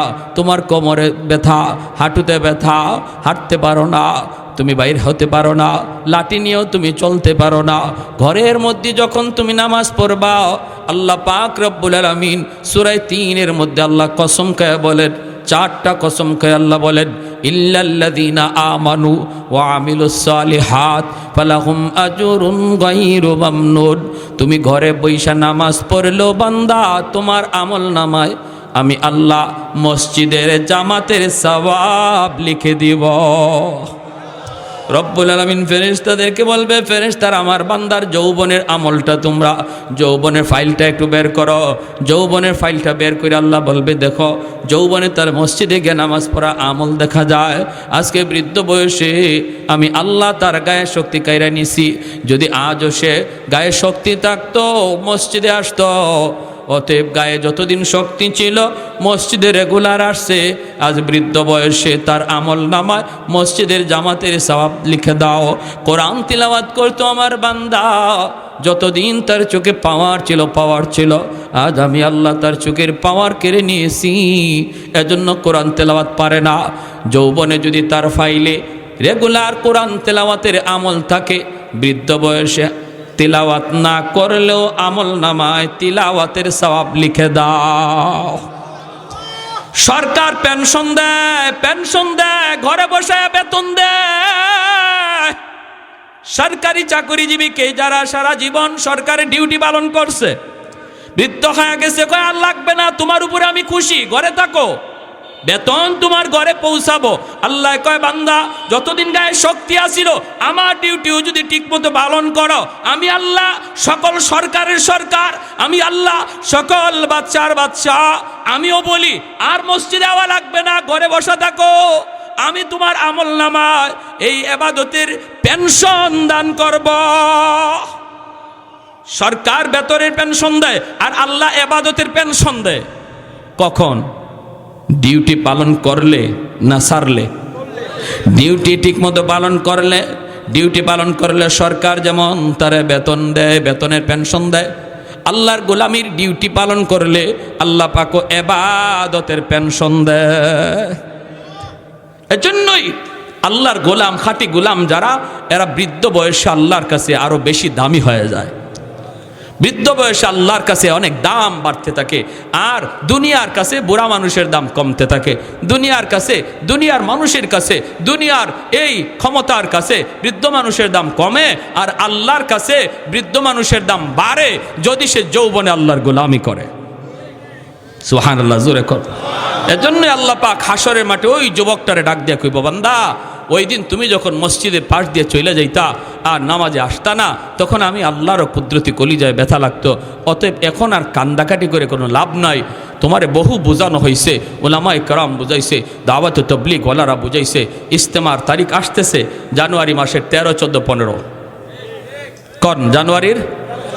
সবাই 13, 14, 15 এটাই মূল ইজতেমা, ওলামায়ে কেরাম থাকবে, ঠিক কিনা জোরে কোন? আমরা উলামায়ে কেরামের এই ইজতেমায় সারা দেশ থেকে সমস্ত মানুষ জমা হবে। আমরাও প্রত্যেকে যার যার কাজকর্ম এই 3 দিনের জন্য আমরা অফ রাখবো আল্লাহর জন্য। ঠিক কিনা জোরে বলেন? আল্লাহর জন্য এই 3 দিন ইজতেমার মাঠে আমরা যাব। জানি না এই হাজারো লক্ষ মানুষের ভিতর থেকে কে মুস্তাজাবুদ দাওয়া, অবশ্যই মুস্তাজাবুদ দাওয়া যার হাত আল্লাহর দরবারে কবুল, এমন মানুষ অসংখ্য এই জমাতে হাজির হয়। আমার হাত যদি তার হাত সাথে মিলে যায়, আমার আমিন যদি তার আমিনের সাথে মিলে যায়, হাসরের মাঠে এটাও নাজাতের উসিলা হয়ে যাবে, নাজাতের উসিলা হয়ে যাবে। এত বড় মজমা। এজন্য বলবো যুবক ভাইয়েরা, পাক্কা ইরাদা করে ফেলো, পাক্কা ইরাদা। আমার যত ব্যস্ততা থাকুক, যত কাজ থাকুক, এই 3 দিনের জন্য আমি সমস্ত কাজ থেকে আমি সরে যাব। আল্লাহর জন্য এই 3 দিন আমি ইজতেমার মাঠে কাটাবো ইনশাআল্লাহ। কার কার নিয়ত আছে হাত তুলে আল্লাহকে দেখান। আল্লাহ তুমি প্রতিটা হাতকে কবুল করো, জোরে কোন আমিন, আরো জোরে আমিন। শেষ পর্যন্ত আল্লাহ পাক ওই যুবককে বলবে, এখন আর কান্দাকাটি করে লাভ নাই, যতদিন পর্যন্ত তোমার প্রতি ওক্তে ওক্তে খানা পৌঁছেছে ফেরেশতারা পৌঁছানোর আগে অনুমতি নিছে, আমি ততবার খানা পৌঁছাইতে বলছি, আর বলছি সামনের রক্তে আসবে, কোনোবারে আসলা না, অতএব আর কান্না করে লাভ নাই। যতদিনের নামাজ তোমার কাজা হয়েছে, যতদিন আমার গোলামি থেকে দূরে ছিলে, এতটা বৎসর পর্যন্ত এর নির্ধারিত মেয়াদ জাহান্নামে বুক করার পর তোমাকে ঈমানের খাতিরে জান্নাতে যাওয়া লাগবে। তখন আল্লাহ বলবেন, খুযুহু ফাগুল্লুহু সুম্মাল জাহিমা সাল্লুহু সুম্মা ফি সিলসিলাতিন যারউহা ৭০ যিরাআন ফাসলুকু। আল্লাহ বলবেন, ওকে ধরো, ৭০ গজ জিঞ্জির দিয়া বাঁধো, ৭০ গজ জিঞ্জির দিয়া বাইদা তার জাহান্নামের ভিতরে নিক্ষেপ করো। ওই মানুষটা তখন তার নির্ধারিত মেয়াদ পর্যন্ত জাহান্নামের শাস্তি ভোগ কইরা তারপরে জান্নাতে যাওয়া লাগবে। আর যদি আমি পাক্কা নামাজি হই, আমি যদি আল্লাহর ভয় অন্তরে রেখে চলি, ফজরের নামাজের পর যদি আমার ডিউটি শুরু হয়, তাহলে ফার্স্ট চান্সেই আল্লাহর তৈরি জান্নাতে চলে যাব। কাদের কাদের নিয়ত আছে পাক্কা নামাজি হওয়ার, ফজরের নামাজ সহ প্রতিটা ওয়াক্তের নামাজ জামাতে পড়ার, আল্লাহ তুমি প্রতিটা হাতকে কবুল করো, জোরে বলি আমিন। ওয়া আখির দাওয়ানা আনিল হামদুলিল্লাহি রাব্বিল আলামিন। আল্লাহুম্মা সাল্লি আলা মুহাম্মাদ। ভারত বলছে যারা মাহফিল করে, আর আমাদের একজন মুসলিম অসুস্থ, আগামীকাল 2টা